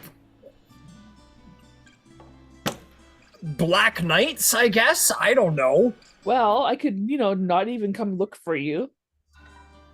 I appreciate you looking for me. It shows you have good sense enough to keep family close, which means you should have the good sense to take their advice when I say get out of this dragon nonsense you put yourself Let in. me tell you this. If we get out of this dragon nonsense, the world can come to an end.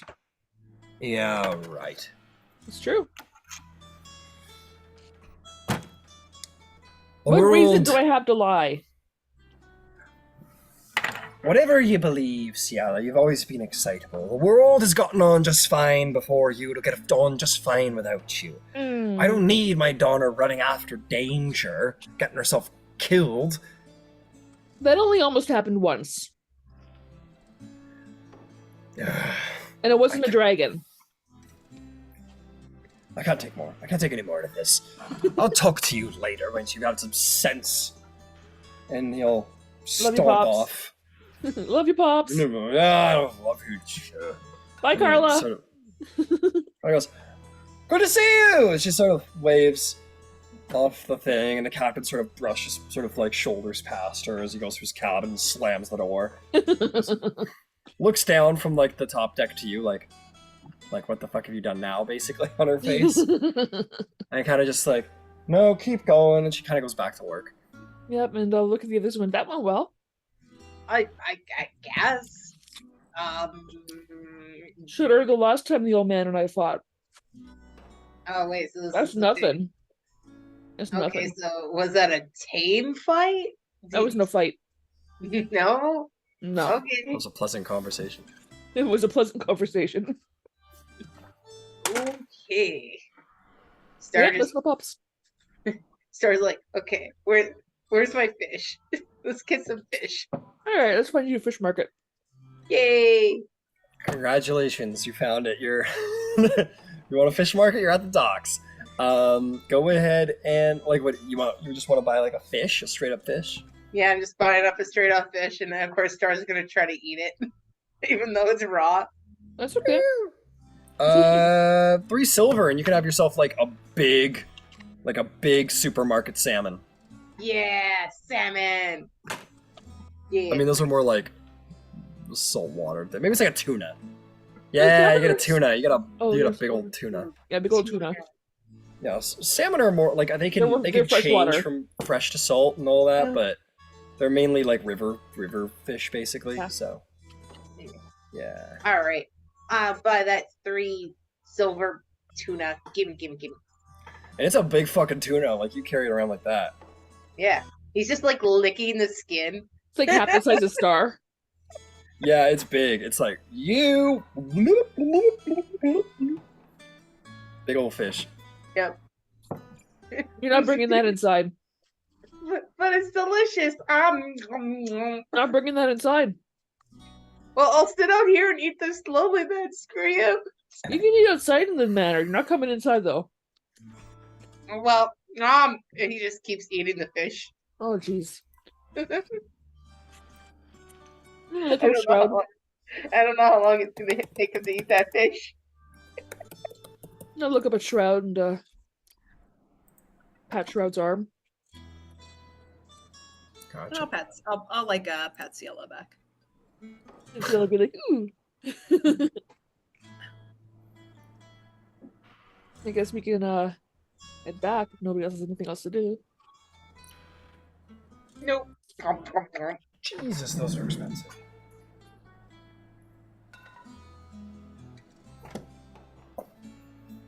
No, I actually do really want sashimi. That's funny.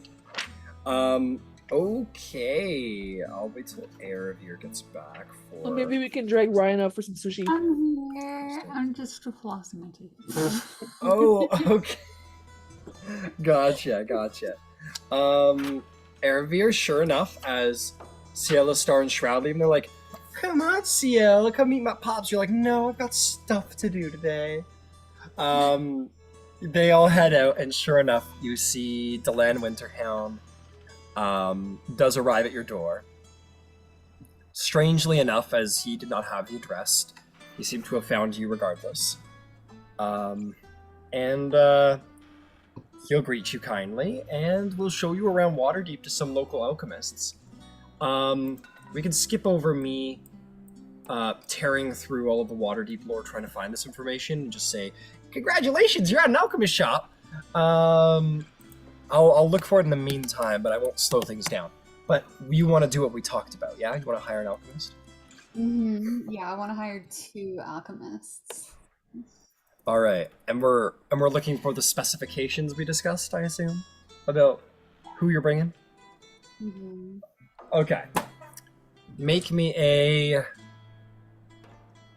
You'll get advantage. Make me an investigation check to with Delen's local insights and your knowings of what he wants. Let's see if we can find what you're looking for.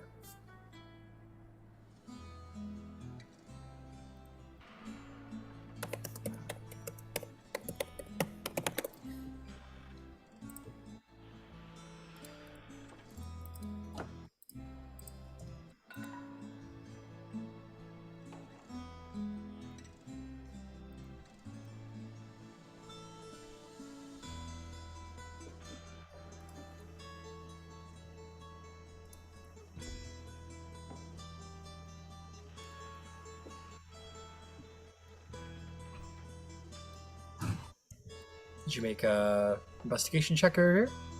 Oh no, I missed that now. Sorry. It's all good. Investigation check at advantage. Okay. I got a 12. You got a 12. Okay, let's see what you get. Let's see if you're lucky. And let's see if you're not.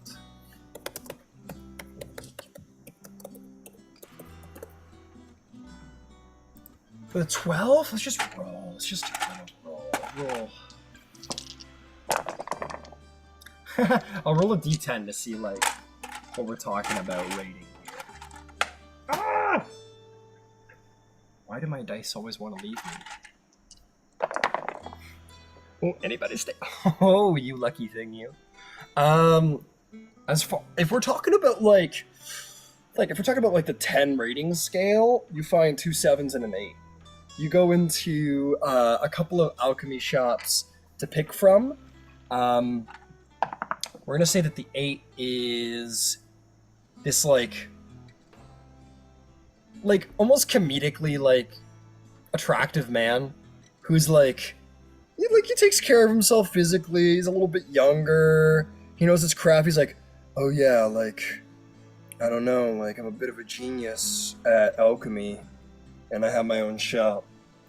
But you know, I know my craft well, and also I have plenty of time to work on my delts, you know.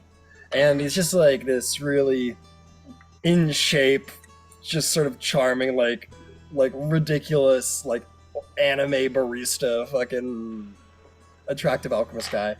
And we'll say the other two are these like, one's a little bit more like she cares very much for her work, but she's like a redhead. She's got her hair kind of like unneatly tied up, a couple strands of hair, sort of attractively lingering in her face. Green eyes. She's a half elf as well. She cares very much about her craft, and she's a no business kind of. She's like a all business kind of girl. And the third one is, what am I gonna say about her? She's like more cute. She's got like pudgy cheeks. She's a little shorter. We're gonna say that she's like, I'll say she's like this dwarf girl. She's kind of cute. She's just got like these cheeks. She's not as like as like most dwarves are. She's just very like timid. And she has like her hair in like a couple of braids that go back and freckles along her cheeks. She's got blonde hair. And those are your 3 choices of alchemists. Sweet. I'm gonna take the bro and the redhead. Okay, you take the bro and the redhead. Well, I'll ask we don't have to roleplay it, but I would like to hire them for potentially up to 2 months. They're both, and as I have rolled, those are the 3 that are like into what you are proposing. Oh. So yes, they are absolutely accepting the terms of your agreement. They're like, all right, we work on something on the way there, we work on something on the way back, you pay us for the whole trip. For our commission, 2 gold as long as we're working, 2 silver as long as we're not working to have to keep living expenses. Excellent. And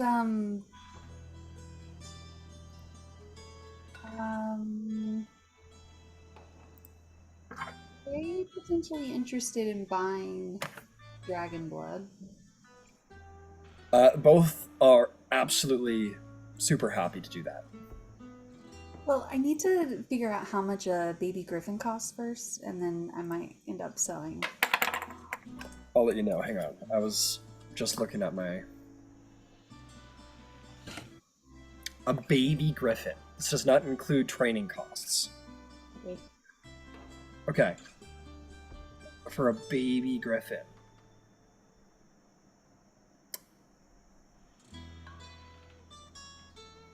We'll call it 400 gold pieces. And how much for the training? It takes... So here's the thing. You can buy the baby. It takes a while. They say like the first year is a good span of time to have a trainer around to make sure that they're trained for. And that's 2 gold a day for the year. And what if I want to buy a trained griffin? That's a little more expensive, obviously. Than that. So it was... Let me check here. 52 work weeks. 52 times 5. Oh, wow. That's like... I'll say 2,000 gold for a trained griffin. Oh, boy, that's pretty cool. Keep in mind, you need to... I mean, maybe you might want to procure a place to have them stay first, well, maybe while you're away. But yeah, we'll say that they'll sell them for 2,000 gold, no tack. Do griffins lay eggs? You do? When they have a... Okay, And they mate for just- life, just apparently, I wondering. think they do. So yeah, how much can I sell the dragon's blood for? Depends where you got the dragon blood, from what creature you got it from. I've got 4 from the black dragon wormling and 3 from the adult white dragon. Let's take a look. Put me through my paces. Work, damn you. Okay, there we go. Wait, So- and is it possible for a trained baby dragon, or like or sorry, not dragon, griffin, or is it like an actual like adult griffin at that point? Yeah, it's an adult griffin. It's a trained adult griffin. For 2,000? Okay. Okay. 2,000. Cool. Okay, the blood of a dragon wormling is 10 gold pieces a vial. From an adult, 250 a vial. Damn. For the adult, okay. And how much Obviously- money do you pay for these people? So for 2 months, that's 8 work weeks. For 2 months? Well, I just need to know how much money. I don't know if I have enough money for this. So like 8 work weeks. I guess 16 because there's 2 of them. That'd be 120 gold. To pay my 30, 60 to 160. It'd be best to have like 200 gold pieces in your pocket just in case. That seems even a little excessive, but 160 would be the flat price without any extra days tacked on. I would like to sell 1 adult white dragon blood. Okay. You do so. 250 gold pieces are yours. Sweet. And then I would like to buy a griffin. Okay. Delen's like, all right, right this way. And he will take you to buy a griffin for yourself. So I will give you some options to buy griffins. Gotta go to the griffin shelter. Yeah, basically. Yeah, I want to adopt to not shop, by the way. The thing is that griffins. Let me be clear. Let me be clear. Griffins, they get sold pretty good around here. This is probably the only place in the Sword Coast where you can actually buy them commercially, like legally, because Waterdeep supports the raising and caring and for their military. So you go to probably like. It doesn't even really exist, so I'm making it up a little bit. But you basically go to, we'll call it the Griffin's Roost, is where it happens, and it happens outside the city where they raise and train griffins. And you go inside and you're like, look at the baby griffins, they're so cute. And they're like, right this way, and they show you to the griffin stables where it indeed is a roost. And it's this big sort of caged dome where you see a number of young griffins. The person says, yeah, well, we don't have any griffins here under the age of 2 years old. They get bought by the city, you see. Most are meant purely for the city, but, for nobles and people of such means as yourself, we are happy to sell too. So please come in and take a look at the griffins we have in store. There will be 3 griffins you may pick from.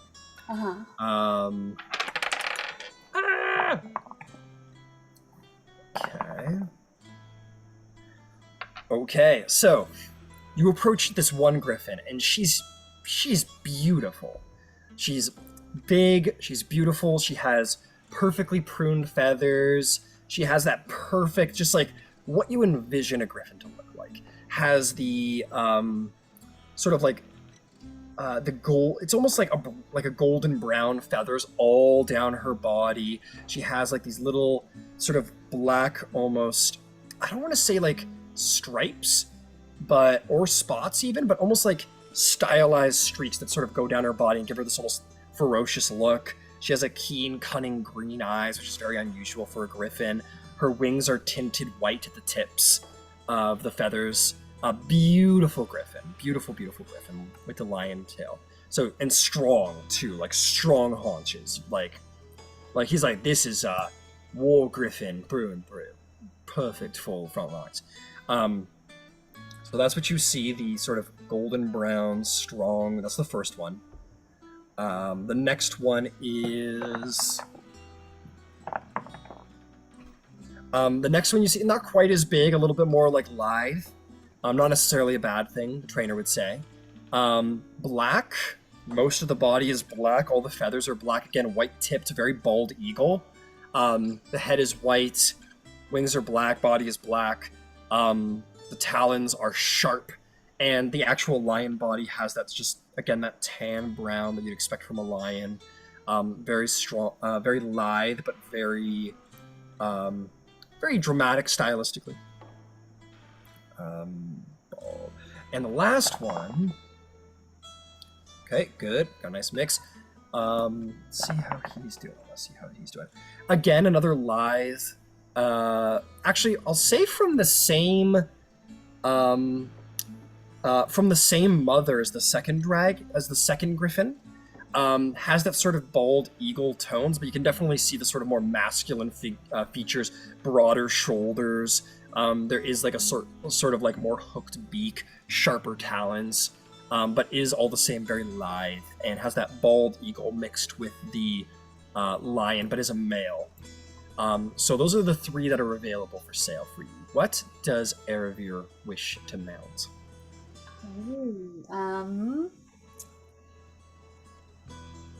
I'll ask Delon, whatever the fuck his name is. Delon, yeah. Which do you think is the best steed here? I think any creature is only as good as their rider, or is only as good as their partner. You should see which ones respond to you. I'll do just that, and I'll approach the first one. Animal handling.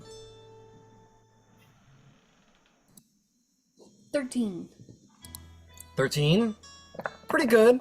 Very strong, very territorial creature. It takes a second to sort of like approach you and look at you. It doesn't like bow to you or sniff your hand or show you affection or anything like that. Very, very territorial, but it doesn't get violent with you, it doesn't get angry with you, but it just sort of like looks at you and is kind of neutral and kind of like wanders away. There would be something to be built there. There's no like instant connection, but there's no violence either. Okay. I'll approach the second female. Go for it. 4. 4. You're like, here, birdie, birdie, birdie, and it like snaps at you, and you're like, and it like stands up on its haunches and flaps the wings at you and like caws at you. It starts like brings its talons up very aggressively, very attack-wise. The trainer isn't looking. The land like jumps in front of you and kind of like just like roars at it, sort of like when a bear charges you, kind of like makes himself big and sort of roars at the griffin. The griffin does sort of like step down and kind of like back off a little bit. Leaves you be. Well, probably not that one then. The trainer goes, I'm so sorry. And he like puts an X beside that one. And the last one is the male bald eagle one. So shall we say? All right, I get a 17 on this one. A 17. You know in the last Guardians of the Galaxy movie where like Star-Lord's like dying in space and then like Adam Warlock comes in and like does the like finger thing from like the Sistine Chapel because he's just an asshole and I love him. It's a little like that. Erebir, you like put your hand forward and it comes over. It doesn't sniff your hand, it's a bird, but it like inspects your exterior, how you are, and it has the lion and it's very territorial and it sort of is unsure. It stalks back and forth a couple times like the first one did.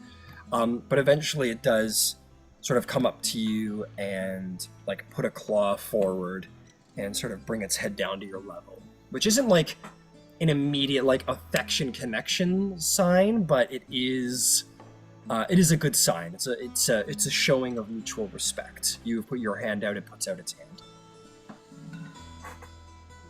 Well, you give good advice, Delon. beginner here, and I'll try to go to stroke the. Okay, follow up with another animal handling. See how it goes. DC drops because you succeeded the first one. Okay, I get a 14 that time. You go up. It's a little like, you gotta go nice and slow. But eventually you manage to. And these are broken, right? Like, these are broken griffins. Like, the last one, he was like, I don't know what happened. Like, that was crazy. I've never seen it react to anyone like that before. It just must hate you specifically. And you run your hand over its, like, long, thick feathers, and it allows you to do so. It's not wild or violent. It allows you to do so. It's like a horse a little bit in that way. And it's nice, and you feel it, and you start making that connection with the bird, with the griffin, and it's good. It works. It's working out nicely. Cool. And what's his name? I'll ask the trainer. Just that's for you to decide. I think each rider picks a name for its beast. It's how it's the best way to connect. I wonder if he already has a name. We don't really raise them with names. We don't. We talk to them and give commands and such, but we don't really use names. We try and keep it as nameless as possible. Well, I'll take this one then. Well, there you go. That'll just be a short cost of 2,000 gold pieces. Woo! And how much for tack? We could set you up with that. That's no problem. We'll go from the necessities to the amenities. I just thought of that in this moment. I'll use that from now on. I'm not supposed to be this charismatic. Let's see. Okay, tack. Come on, tack. You're here somewhere. No. There we are. Okay, first and foremost, you're gonna need barding. Or, excuse me, you're gonna need a bit and brittle in order to, steer it about. So that's 2 gold. Okay. You will need an exotic saddle. It'll need to be custom made so its wings can span out wide. That'll be 60 gold. Okay. I'd say those are probably the necessities. Some ride them bareback, but that's you have to be a really skilled rider for that kind of thing. Yeah, I'll hand over the 60 gold for the barding. He goes, excellent. Now, if you want to take it a step further, you could do 4 gold for some saddlebags, so you can keep some of your not immediate necessities on the back, like bedroll and rations and feed. Feed's very important and such. So you could do 4 gold for that. Can I buy some for him too? Feed? Absolutely. Same price as feed for any other beast. 5 copper a day worth of feed. I'll buy 2 weeks worth, or 5 times. So 10? Or 2 work weeks? Or just like a single work week? Like a 10-day or just a single work week, 5 days? I thought a week was 7 days. Not in this world. It's so a work week is considered 5 days, but a week is called a 10-day because it's 10 days, and that's why they have 30-day months every month. 360-day year. 10 days then. All right, you want to have 10 days worth of rations for your creature. Okay, so 5 copper for 10 days. That would be 50 copper. So that'd be 5 silver. All right, perfect. I will. The last thing I might suggest is barding for your noble beast. And tell me more about that. Well, you're going to want to armor your creature so that if you get into a scrap, you look like the, the scrappy, get into a fight sort of wizard. You have a sword at your hip and all. A griffin has an armor class of 12. Don't ask me how I know this. I got trained in making griffin training. It's their immunizations. Exactly. It's essential for the immunizations. We know what needle we need to. Anyway. Okay, so you could have any number of armors. Barding does cost 4 times. Let me see. Yes, barding costs 4 times the original armor cost because of how much material it costs, how long it costs to make, and it weighs twice as much. But your creature can take the weight. Okay. So you can pick any armor type you like. I know the Wardavian knights, they like to equip them with plate barding, but that is very expensive. It might not be to your liking, man. That sounds expensive. What about, like, studded leather? Studded leather, right? If I might suggest, as a little hint from me to you, it might be cheaper to go with hides. You see, griffins only have a +2 dexterity modifier, and studded is more expensive to make than hides, but you'd get the same armor class benefits. Okay. Yeah, sure. How much would hide armor be? Hide armor is only 40 gold compared to studded leather, which is 45 at the base, not including the price increase. Okay, and quick question. Do the alchemists get paid when the job is finished?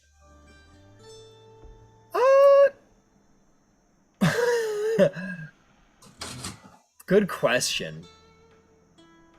I'd say probably like at the end of each week, so that they can feed themselves, right? I think we negotiated when the product was finished. Make a persuasion check. You wanna... The artist in me says no.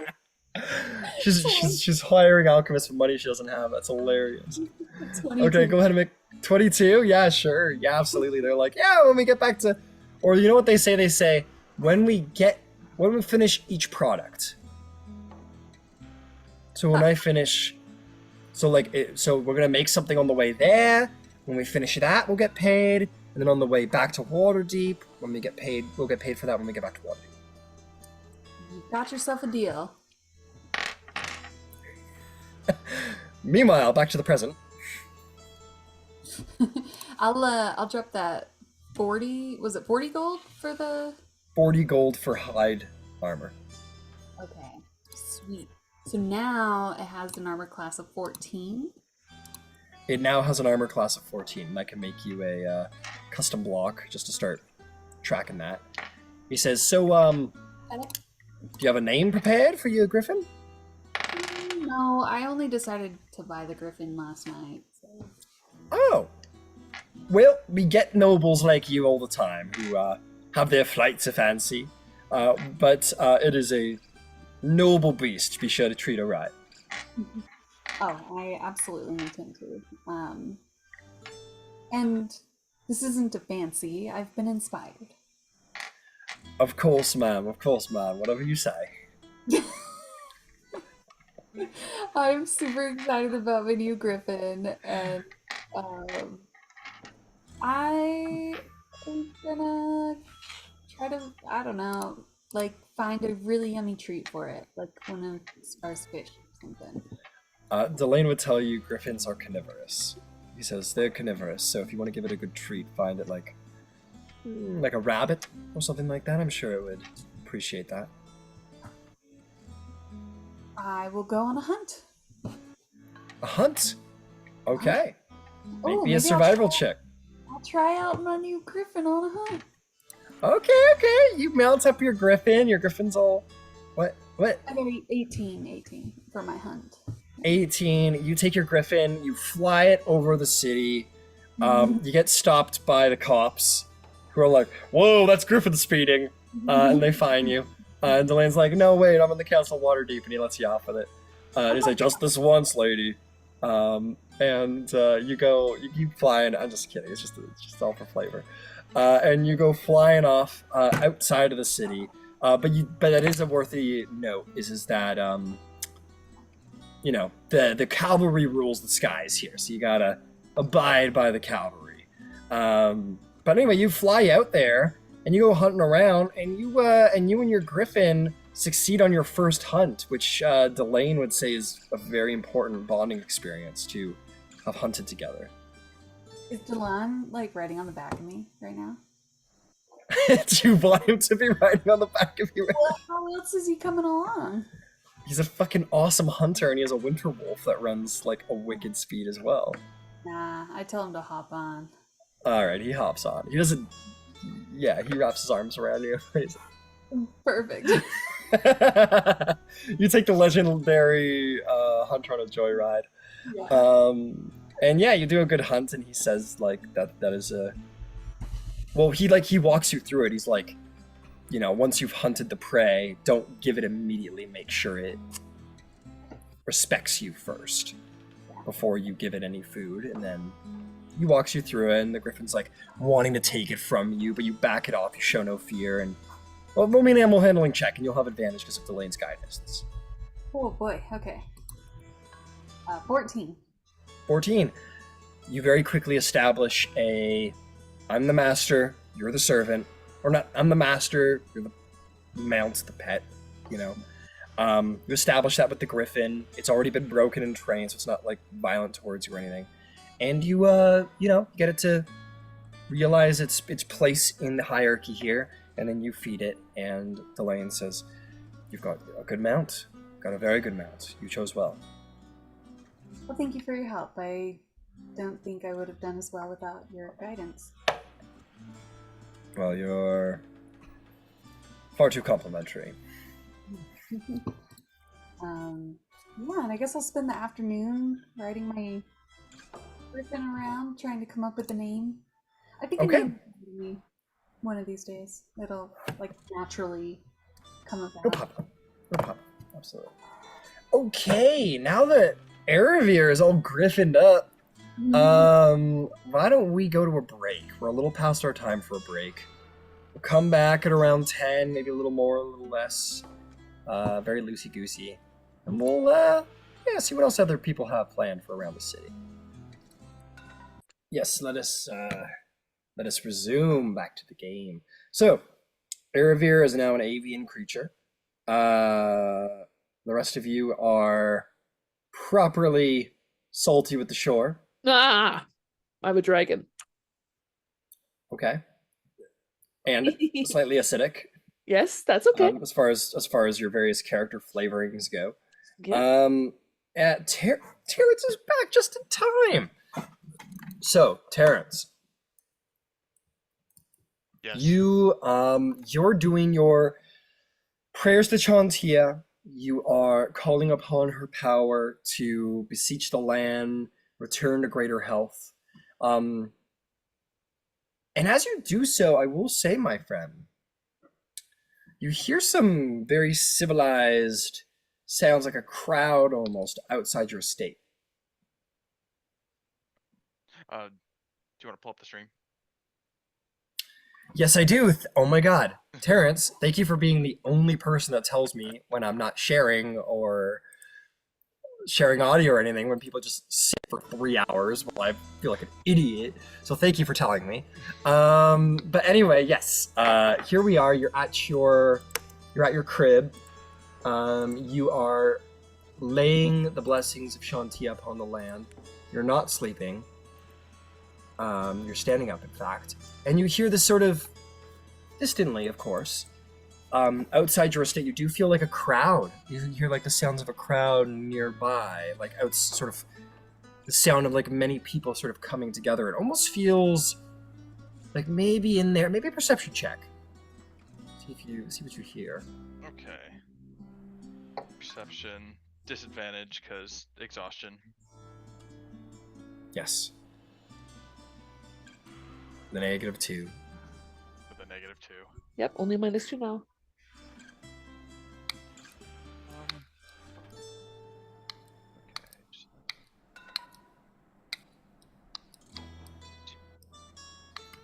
12. You hear here and there, maybe under the general gargle of many people talking over top of each other, maybe like a couple dozen. You do hear there's some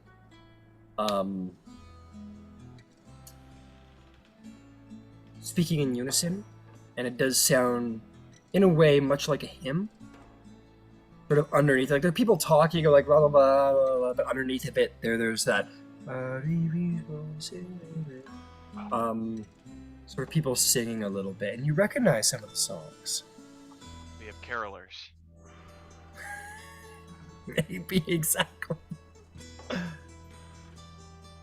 I guess I'll answer the gate. Do we have a gate? Is that? Yeah, it's like a guardhouse. You go to the guardhouse, and you sort of open the door, and the moment the door opens, you hear this, "Oh, your blessings be," and you look outside, and you see not Christmas carolers, but a number of just people from the city, normal sort of commoner folk, but many of them seeming to hold you in high regard. And sort of falling, some of them even on their knees in your presence, but there is a clear sort of gathering of reverence here that seems to be directed towards you. Oh, this is a lot. Please. There's maybe a couple please. dozen, maybe like 50 plus people out here. Stand up, please. No groveling at my feet. Make a persuasion check. Persuade them to not grovel. Please do not grovel.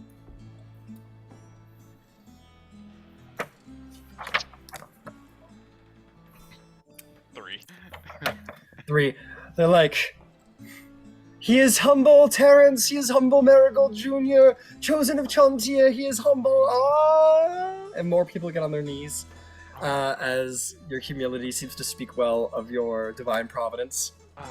How can I help you? So you're not blocking the doorway. They go. One person comes up to you. This old farmer guy. He goes, "Oh, Mr. Terrence, he's like holding his hat in his hands, like as humbly as he possibly can. He's got the fucking gray, salt and pepper, black and gray hair, mutton chops. Mutton chops, yes! Yeah, and he's holding his hat in his hands. He goes, "Your lordship, Mr. Terrence, they say that you come back from the grave to bring the good word of Chantia to us all. Sir, could you tell us what did you see on the other side?"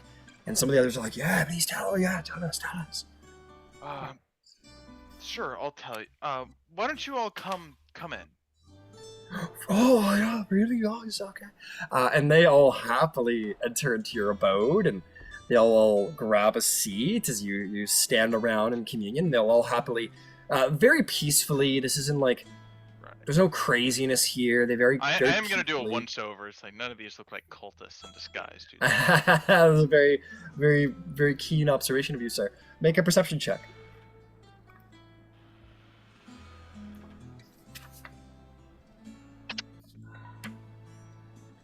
That would have been an natural 20. But, 11.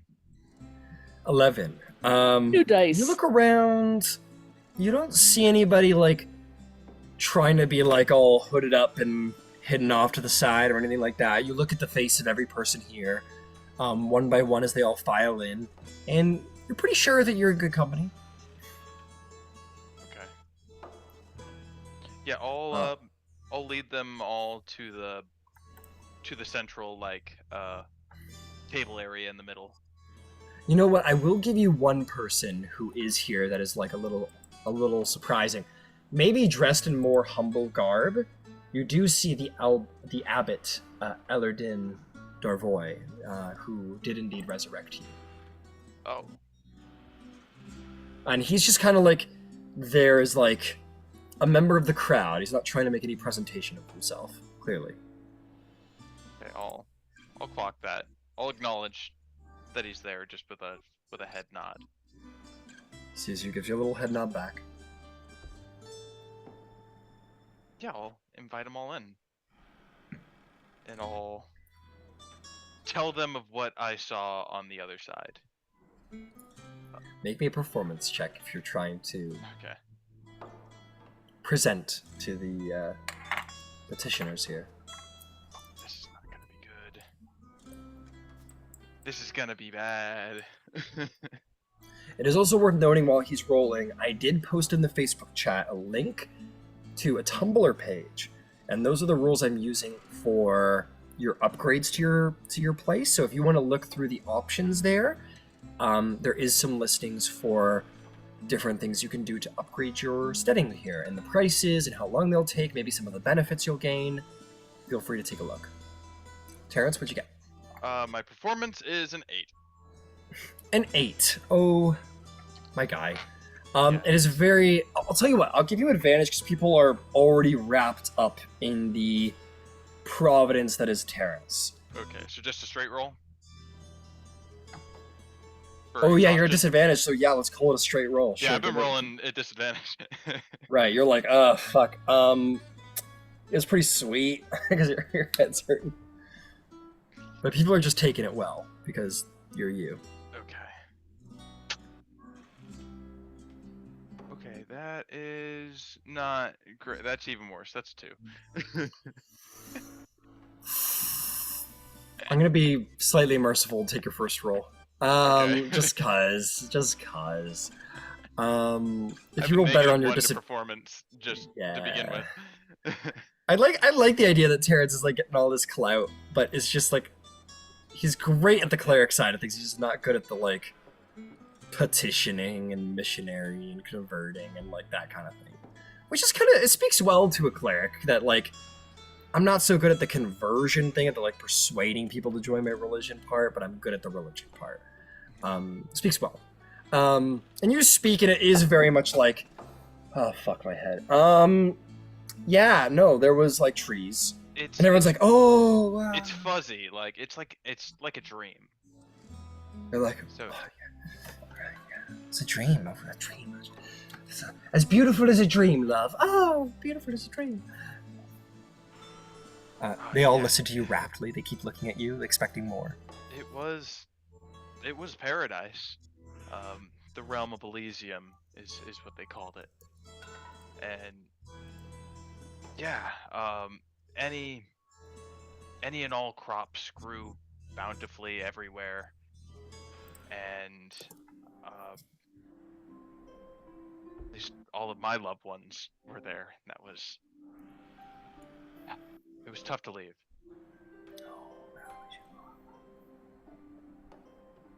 But I had unfinished business, and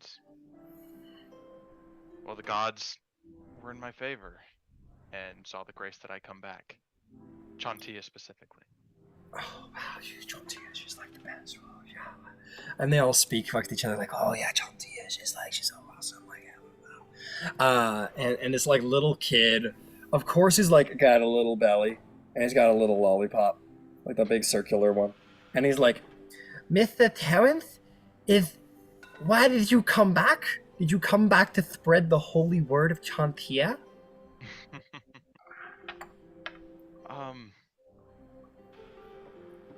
That's not the reason I came back, but now that I am back, I'll do my best to do that. But no, I came back because there is a greater threat to this land. And it seems that I have a part to play in dealing with that. Wow. Wow. They go, well, and they're like, and they just ask you, okay, they just keep asking you some stuff. There's not too many hard questions because like Chantia's not a very hard god, you know. She's not a god who deals with, like, maybe at times, but generally speaking, doesn't deal with very like hard, difficult matters. She's a very clear and easy, like good, simple, humble god. And people ask about like the coming harvest and like the word, like of course the word of Chantia. Like, did she have any words for us as you came back? And maybe as your time there, she had spoke of like the pride she had in her clergy and that she didn't ask for more than she was given. And the world is a beautiful place. The Emerald Enclave is something that she takes great pride in. It's balance between civilization and nature. She recognizes that balance. And maybe you speak of that. It's your choice, of course. And generally people are very happy to just hear you speak. And this goes on for a while as they talk. And more importantly, I want you to make me one more persuasion check. I'll give you straight roll for this as well because everybody's very infatuated with your rhetoric and your story so far. Persuasion.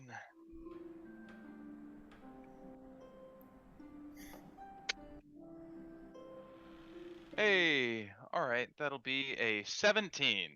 Perfect, buddy. Like, I'm gonna roll for it.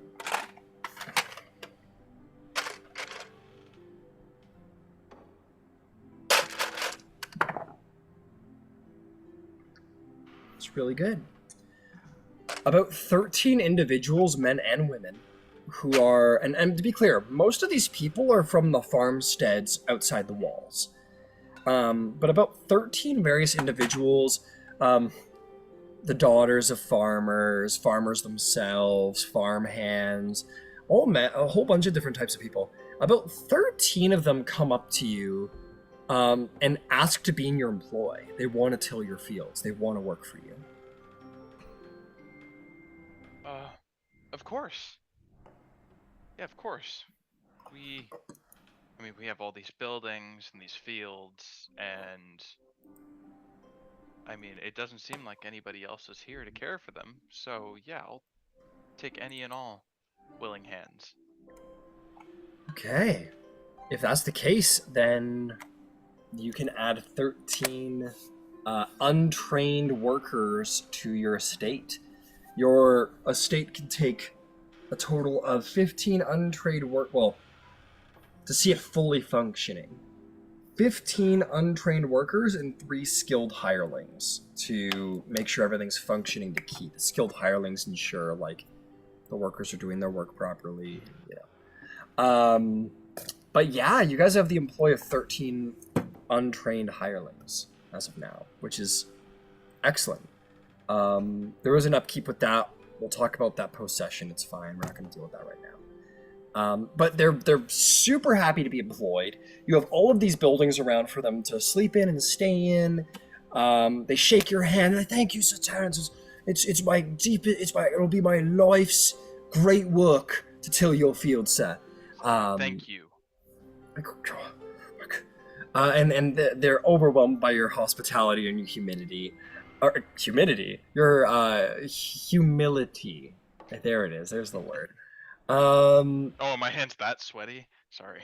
The humidity here is perfect for growing the perfect crops. No. And at the end of it all, you see the abbot sort of like gesture for you to come speak with him when you have time. Yeah, once I'm done shaking all 13 hands. Well, there's some here who are not going to work for you. They're like, oh, well, Yeah. we got to go back to our farm and so on. Kissing hands, shaking babies, you know how it goes. Exactly. But yes, you like shake hands and like kiss babies and shake some too, and they're like divine shakings. And you head over to the main guy, the abbot. And he'll look at you and he'll say, "I have to say, Terrence, your legend precedes your skill at words, and I hope you do not take offense to this. I can tell you're struggling there, but people seem to believe in you regardless." Yeah, well, you can't just come back from the dead and not do anything with it. You're absolutely right, Terrence. And I hope there isn't, I hope I don't have to tell you what that means for the people of Trontia's faith, your return. I have a pretty good idea. Tell me of it, so I...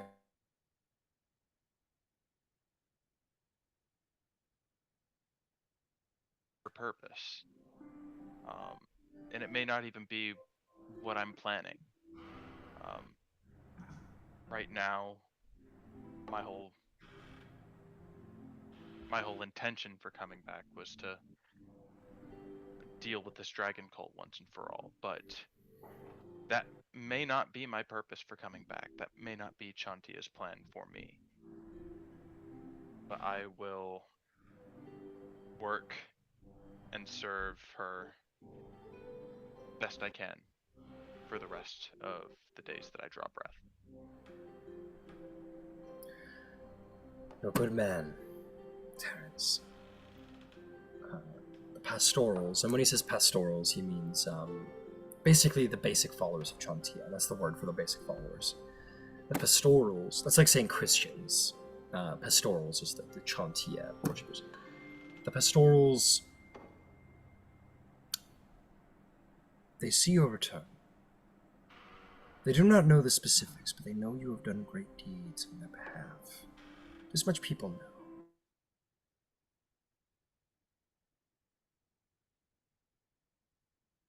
Thing. Your words of the afterlife brings great faith to the people of Chantia.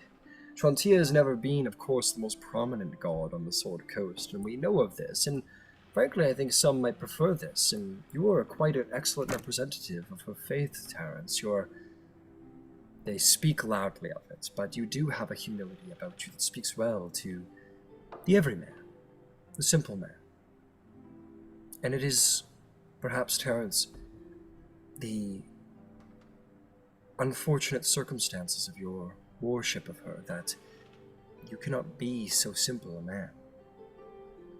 Your calling is to fight on her behalf so that there are fields to till, that there are crops to grow and to be sold, and to serve the betterment of mankind, to all creature kind.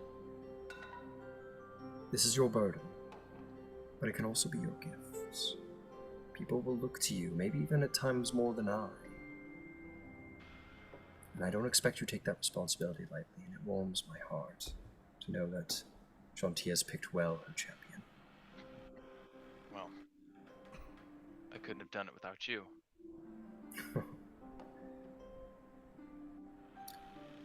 I think we all have a fate to play, Terence. Some people have a magnificent fate, which I expect is yours, to do great deeds on behalf of the world, and others are smaller still. And I can't help but wonder, if Chantia made me the abbot, divined to give me such powers as the abbot and onum of our faith, that it was simply meant so that one day I might meet you and resurrect you, so that you may do her good work. And if that's the case, then I'm quite alright with. I like to think that it is.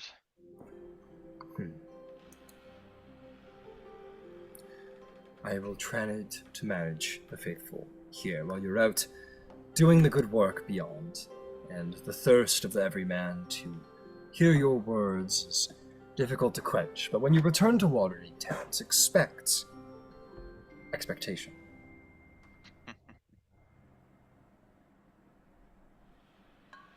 Will do. But for now, I'm not leaving yet. Perhaps soon. But for now, I'll be here. I see. Well, Terence, as you stay here and as you proceed on to the great wonders of the world, and off table, Terence, your rank in the Temple of Chantia up until now has been known as the Close One. That is just basic Chantia rank. That's like, I'm a member of the clergy. That has been your rank ever still. He says to you, I will grant you the rank as of now, as Harvest Master. Which I will say is 3 ranks advancement in one shot. It's Close One, Watchful Brother, True Seeder, then Harvest Master. So he just advanced you like 3 ranks within the clergy. And there's only 2 more after that. There's the High Harvest Master, and then the Onum, which is what he is, which is like the Pope.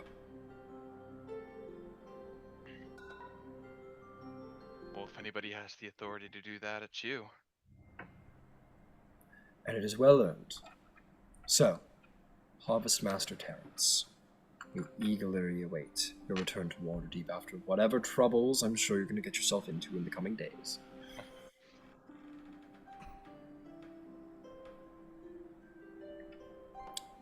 And I would ask one thing for you. Anything. When you're ready, Terrence, maybe that's when you return from your next adventure or beyond. When you're ready, I would ask you come to Golden Fields. See the city for yourself.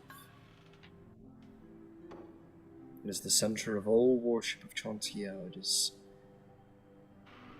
Its name describes it aptly. Golden Fields. And I think the faithful there would be most welcome to meet a champion such as yourself. You have my word.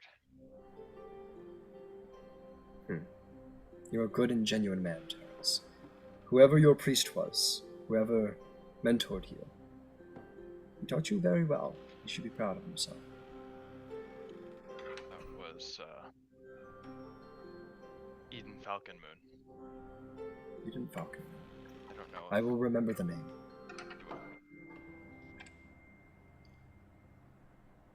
Well, I will leave you to your guests now, as I must be returning to my own home to tend to my own fields. So, it was good meeting you, Terrence. It was my absolute pleasure to perform what service I might.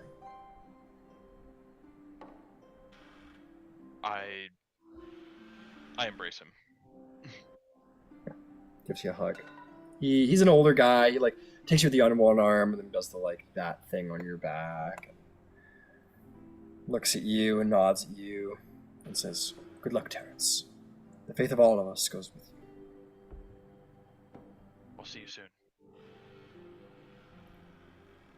May the Green Mother bless you. And you as well. And with that, he will turn and leave Terrence. And with that, perhaps you feel on your shoulders as your flock was a small village in the south. As Harvest Master, your flock has grown quite exponentially since then.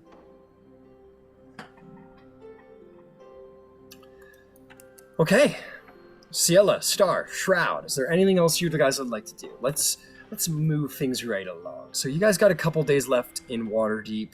Today's day 3. You told Buddy that you would leave by day 5. I've got all my essentials out of the way. So let's just extend that to the whole party. Is there anything that you guys would like to do with the rest of day 3 into day 4 and 5 before you leave? What would you like to do? Let's get them out of the way. Hopefully, The only thing go ahead. Go ahead. I was gonna say the only thing that Shroud wanted to do was when we go back to pick up our stuff. I did want to get a bag of holding at some point that we didn't do on our last shopping trip. So no other RP things, but I did want to pick up a bigger bag. Got it. It's fine. Bag of holding's easy enough to find. Usually magic items you need to kind of seek out, but not in this case. We will make that happen for you. Let me just go look at my magic item list here. Bag of holdings are pretty common despite the fact that they have the power to end the whole campaign if you put one inside of another. That'll be... Ignore that part. Ignore that part, pretend I didn't say that. That'll be 200 gold pieces. Okay, that's easy. Nice. Very nice. Anything else from anybody? Star hopefully doesn't get a stomach ache, and I would say it would be nice to do an assassination mission, but I feel like that's probably not enough time. Let's fucking do it. Fuck it. Fine. Let's just play a little loosey with the rules. It's fine. Because you're well connected, you find a contact. You're like, man, I'm gonna be town, and then I gotta bounce, which is perfect. So just give me someone you got intel on. Let's figure it out and see if we can't make that happen for you. Get some monies. Yeah, we need some monies. That's right. Even though I have lots of money still, it's just let's get some more money. More monies. What rogue doesn't want more money? Where the fuck is my Xanathar book? I feel bad now. Tasha, Mordecai, and Sword. Yeah, where did it go? It's vanished into thin air. Now I really feel bad. No, don't feel bad. Don't feel bad. That's not your fault. I can't find my fucking Xanathar book. Alright, I'll look for that later. That's fucking weird. This is where all my books stay. I do not move them. So, maybe my dog took an interest in DMing at some point. I don't know. I'll just get the online one out. It's fine. That's crazy. Like, no, Star, you can't go hunting. You're not allowed. Yeah, sorry, I lost my Xanathar There's book. no bounty. Bounty board's clear. I don't know how to do it because I lost my book. I don't know how to run an Assassin's Guild anymore. Sorry. No, the guild has run out of missions. They've been very quiet lately. Yeah, the entire guild in the most cosmopolitan city on the Sword Coast we have no contracts. We have nothing. Star's just like, this is bullshit. This is fucking bullshit. Okay, let's see. I'll tell you what. Why don't you make me a persuasion check to see if you can jump to the front of the line? Okay. Come on, I've been rolling some of these dice and I've been having terrible numbers. What the hell? Persuasion. 7 plus 5 is 12. 12, wait, huh? No, wait. That was perception. Was it persuasion or perception? Persuasion. You're trying to persuade them to give you. Okay, I am very wrong. 18. There we go. I was like, that's a tough sell. 18 is much better. Absolutely. You're like, you push this he's like, I'm Starreg the Grim, and I'm here for my... And you're like, hey, I'm here. I'm Star. I'll take his contract. And you push your way to the front of the line. And they're like, oh, deputy. Actually, I'm going to send you a little secret message here on Zoom. So please await your secret message.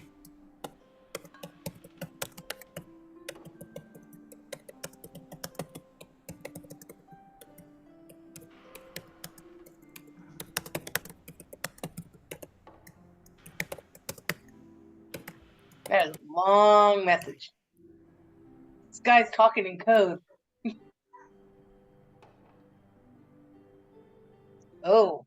So that's what Eve's Star, game sounds like. Star blushes and goes like, man, that's... Well, being that said, that's great. So you know what I can do then? Because, I mean, yeah, we know what you could do, but it helps, I suppose. Yeah.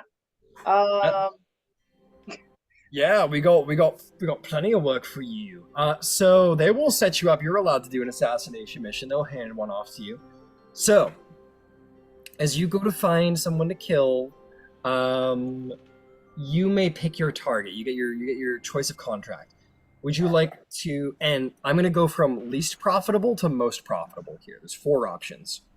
Would you like to assassinate a struggling merchant, a prosperous merchant, a noble, or one of the richest figures in town? This sounds really bad because I am a deputy. Oh God. And of course, how difficult you go will affect DC, of course. Of course. Now, how much do I get for the profitable merchant and the noble? He says, if you manage to take down the prosperous merchant, we'll pay you forth 100 gold pieces. If you take down the noble, we'll give you 2. Wait, doesn't make sense. That's more money. Okay. Yes, we want the noble more than we want the merchant. Yes. Okay. All right. As long as this noble is not someone I know, it's fine. I don't imagine you know anyone of any sort of good repute. Okay, so let's go for the noble. All right. Good luck. So with that, they give you all the intel you need. You're not going to have to pay any dimes out of your pocket to be able to get the heist going. Well, you know what? I'll take it back. We'll say pay out the 25 gold pieces. This is just like equipment and bribes and just like necessities to make sure everything goes off without a hitch. A little extra investment to make sure things go well. Okay. 25 has been paid. Fair enough. All right. This is going to be a skill challenge. I'm going to change the music because this is far too like dainty and cute for fucking I'm going to murder assassin mission. So as night falls, let's not do a tavern. Let's do town. No, not during the day. We don't kill during the day. We kill during the night. So in Waterdeep, a noble roams around, and little does he know it's perhaps his last day on Earth. I need you to make me 3 checks. The first of which, of course, is going to be a stealth check. Go ahead and roll me a stealth check. To kill this noble, DC 20. Oh god damn it. 13 plus 5 is 18, so that is not 20. 18. Unfortunately, you're not quite as stealthy as you would like. Maybe you get sort of caught up by one of the more perceptive guards that have been bought by the noble. And you're kind of on the run a little bit. I need you to make me a thieves' tools check. See if you can get through the necessary doors to get to your target. Come on, seriously. Let's get some good... Why? Why? Oh no. 13 plus 4 is 17. You get a little locked out of some doors, and you don't make it to the noble, and you're not going to. It's just a matter of if you can get out or not before you get caught. The last check I need you to make is either, you may pick one of the 3, it's either an investigation, a perception, or a deception. Your choice. So, investigation, persuasion, or perception? Perception. You're not... Yeah, perception. And deception. Yep. All right. It's 3. Okay, it doesn't matter. Investigation we'll go with. Okay. Why? No! Every dice differently. Star. No, it's a natural 1 plus Uh, 7, which I don't think it matters. Oh no! It does matter.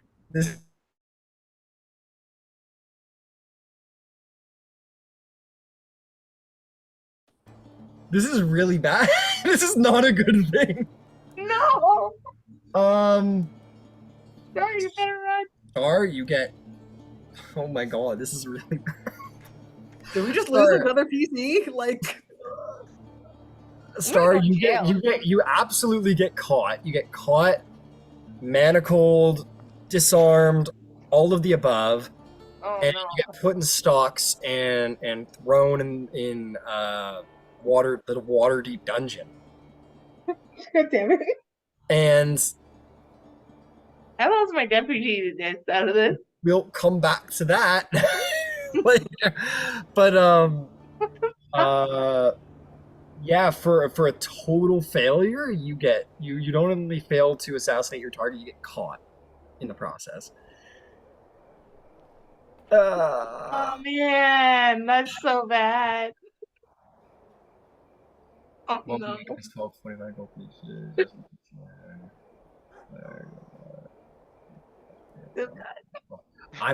So here's the deal. I'm gonna just go look up the law Waterdeep super quick. Oh my god. I want you to roll me one final deception check to see if you can lie at least about why you were there, because robbery sounds better than assassination. Oh my god. Please. This is the important one. This is fucking... I mean, the last one was the important one. Deception. Deception. You're lying. You were there to kill somebody. You're trying to lie that you were there for a better reason. 7 plus 6 is 13. That's good. Star, what the fuck, dude? You're a rogue. You're supposed to roll really good. That's your job. Today has been a bad day for rolls. A 13. I'll at least do like a contrary roll here. Would you roll a 13? Yeah. Oh, fuck.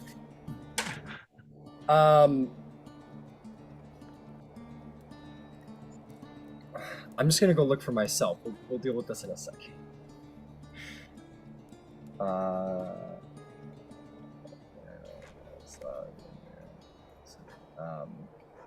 attempted.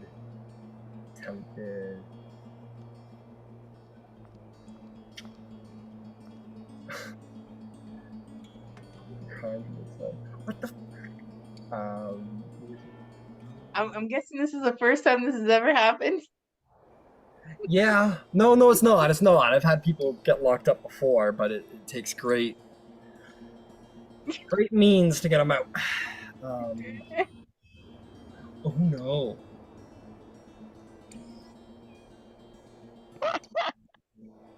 I am so sorry.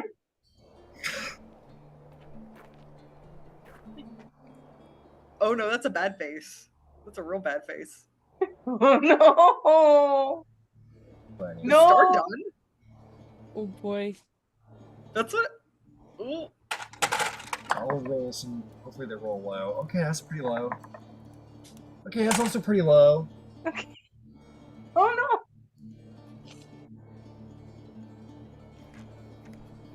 See if we can get you off of this. How fast does this happen? We got.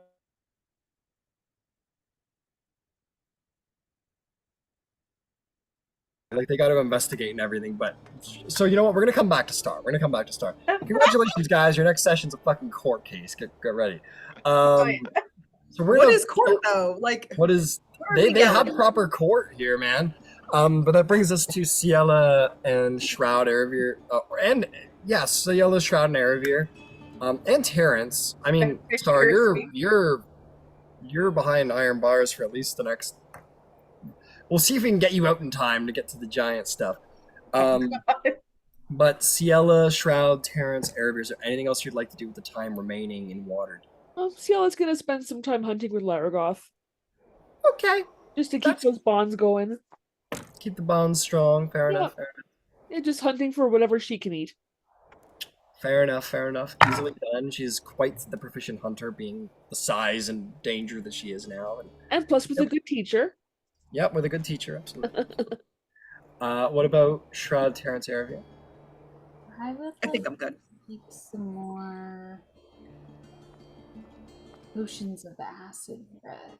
You want to make some more potions of acid breath? Mhm. Let's see. Potions of acid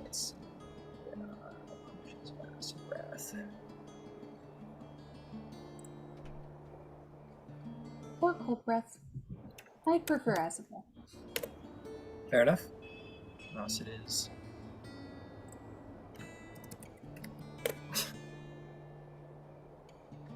Damn that star. Okay. You can make those puppies in. I know a person that can break you out. Gemna. Yeah, it's Shemna sitting there. Oh shit! I didn't even think of that. That's great. She's gonna be so mad. I'd say it takes you. It's a magic item, technically. Half price. So 100 gold pieces. You've already got the implements to make it. Call it 50 gold pieces to make. Take 5 days to make. If you hire a alchemist to help you make it, we'll say you can get it done by the time you leave. I didn't have to pay anything last time. No? No. Well, then I guess you didn't this time. I need to be more consistent with my ruling on that.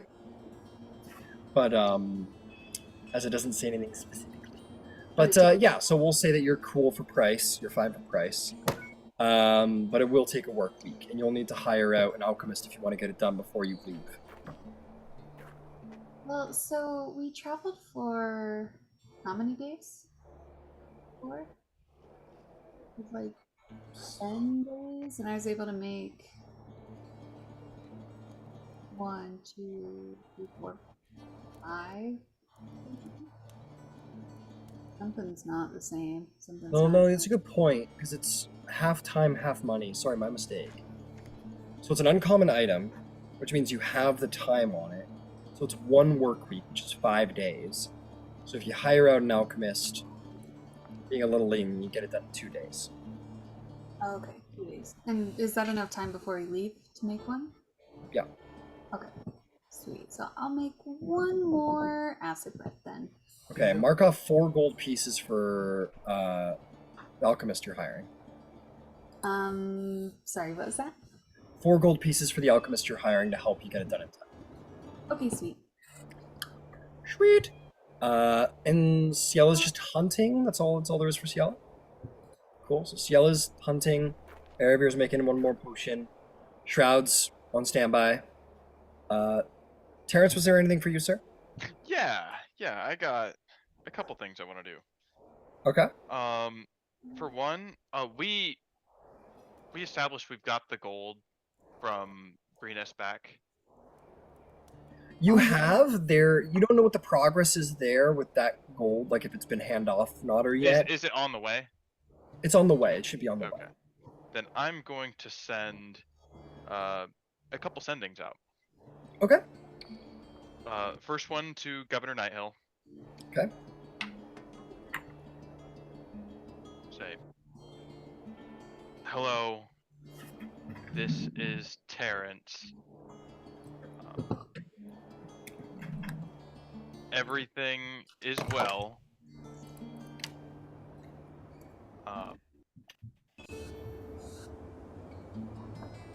We've recovered the stolen gold, and it should be returned shortly. Yeah, that'll be it. Okay. You receive a sending from Governor Nighthill very quickly, which is good to hear from you, Terrence. I can hardly believe it. Well done, my boy. I'll eagerly await your return.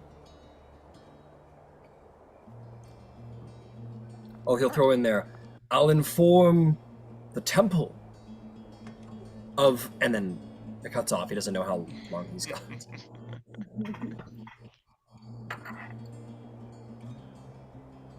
Okay, and then I'll send an extra one to Eden Falcon Moon. Okay.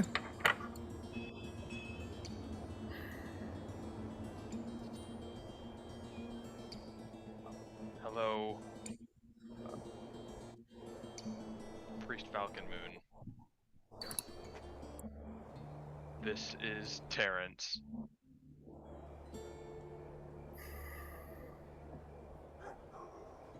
I just wanted to check in.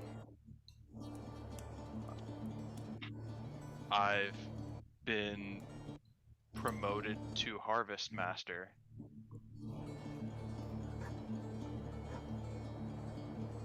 I thought I could let you know. Okay, perfect. That was 25. Another quick response. Terrence, it's good to hear from you. My, what achievements, Harvest Master. You should be proud. I don't mean to sound so surprised. I'm proud of you, my boy. That is what he responds with. I'll leave it at that for now. I might send some sendings later, but Okay. for now I'll leave it at that. And Fair the enough. rest of my stay here, I'm gonna be teaching the unskilled labor, the untrained workers, the way of the fields. Fair enough, fair enough. And it is worth saying, to say unskilled doesn't mean that they Untrained workers. Yeah, untrained workers.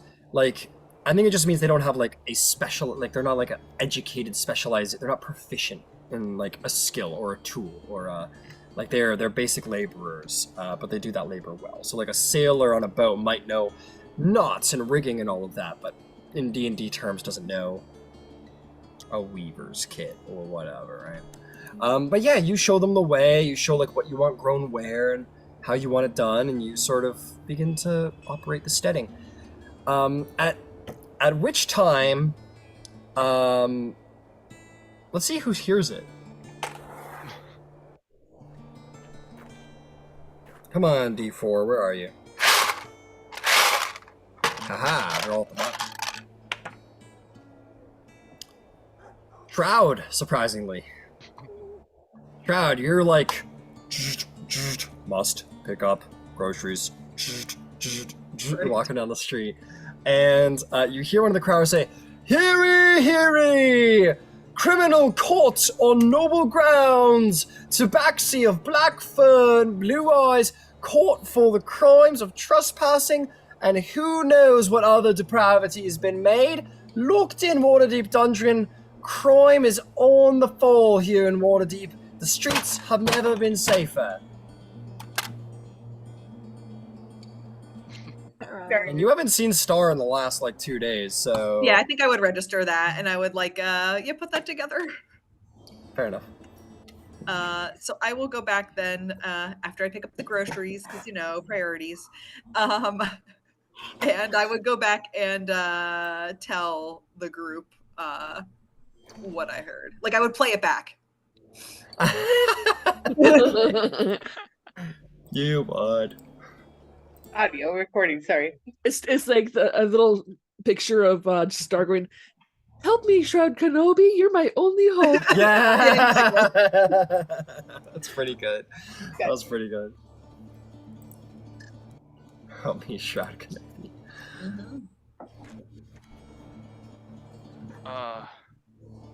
Well, shit. Well, what do? Do we need to hire a lawyer or something? Well, we He's need to innocent, show right? up. Obviously. And then I'm gonna go and smack him upside the head. Who's that? And yeah. Who are you smacking upside the head? Star. How are you smacking Star upside the head when No, they're in if I go there, if we go see him there, I'm I'm gonna smack him upside the head. Yeah, do they have Gotcha. visitation? I don't imagine, unless it's a lawyer. Does anyone want to go try and find a lawyer for Star? Yeah, yeah, I'll do that. That seems like... Make me an investigation check. This is the last day? We'll say it's the last day. Okay, so I don't have any more. I'm done with the penalty. Yeah, you're done with the penalty. I figure I'll go with Terrence to try to help. Okay. You may Well, roll then- your own or provide advantage. You say investigation? Yeah. I could probably provide insight. advantage to you. Or insight. Oh, I'll allow insight or investigation. in that choices case, yeah, I'll... I'll help Terrence with that. All right. All right. My insight's a little nuts. Yeah, but your dice rolling. We don't speak about dice rolls. I know, right? Okay, not amazing roll. Oh, it's fine. How does a 30 work? 16 plus 14. 16. I think you succeed. In fact, Terrence, you go investigating very keenly. You don't bump into anybody. You actually very keenly seek out a lawyer that you all once met way long ago when you were traveling the roads from Baldur's Gate to Waterdeep. You find your way to the Unpeshurst Center of Attorneys to find Aldor in Polshurst, a Baldarian lawyer who traveled with you all on your caravan from Baldur's Gate to Waterdeep all those weeks ago. And he says, "Terrence, good to see you again. Come in, come in. What can I do for you?" Erethier, pleasure to meet you. Pleasure to see you again as well. Yeah, it's been been some time. You're an attorney around here? I am a lawyer. Yes, I was. I had left Baldur's Gate, as you might remember. I was done with that city for pretty much anywhere else, and where better than Waterdeep, the city of splendor. Ah, excellent. Well, we just so happen to be in the market for an attorney. I see. I see. Is this for? I assume this is for. Is this a defense situation, or are you looking to sue somebody? It's a defense situation. Do you remember a black tabaxi that was traveling with us? Right, with the hood and the daggers. Yeah. Yeah. They found themselves in some hot water. I don't know the specifics around it, Right. but they require representation. Okay. I'd be well for a friend. I'd be more. Let's roll a persuasion check. Let's Terrence roll a persuasion check, because that's how this game works. Yes, of course. He's looking for work, so it shouldn't be too hard. 15? 15 will more than do it. He says, "Yeah, absolutely. Establishing myself in a new city. If this is, you said this was an offense against a noble. This would be incredible for my Allegedly. Allegedly, a crime allegedly committed against a noble. I'd be more than happy to take it on if I succeed in the case. It would be great for my own works, and of course, more than happy to help out a friend." You see, we were just recently deputized by the council, and I'm just positive that Star was only investigating potential corruption. Otherwise, what purpose would it have, right? Right. Deputized by the do you have some kind of writ or paperwork or anything like that might help my case? Present the writ. Yeah. Present the writ. He goes, "This is gonna be easy." And he will go, cut to later that day. He goes, "Objection!" As you're all sitting in the courtroom. He goes, "Objection!" Phoenix, right? "Objection!" He's like, "I would like to have private counsel with the judge before we proceed with the proceedings." And says, "Very well, join me in my chambers." They go in there for maybe like 15 minutes where you hear, "What the hell are you trying to pull, Ermpolschist? What are you trying to do in my courtroom? One more objection like that, and I'll have you thrown out." And he goes, "I don't care. I'm a lawyer who likes to break the rules to get to the justice." Even though he's representing like a clear potential assassination. Oh, this guy's good. He's like, he takes you to a room. Sorry, he's like, "You've got to admit to me. You got to admit to me. And because of confidentiality, I can't tell anybody, but Star, were you there to assassinate somebody?" No. I was there to investigate. There we go. Okay, yeah, I got this. And then cuts to later today. "Objection!" He gets pulled into there. He goes, "What are you trying to pull?" And he goes back in. And basically the court case becomes less about, more about him trying to prove that Star was there for investigation purposes. And your lawyer says, "Members of the jury." Oh my god, I can't believe I'm doing this shit. He goes, "Members of the jury, I have here a citizen of good repute, deputized by Alder Ravengar himself, the Open Lord of Waterdeep, the Lord Protector of Neverwinter, and the leader of the Lord's Alliance. What would we be without these things that hold the people together? For if you dispute the word, the Tabaxi Star, you dispute the word of Alder Ravengar himself, and who would dispute our great Open Lord in this way?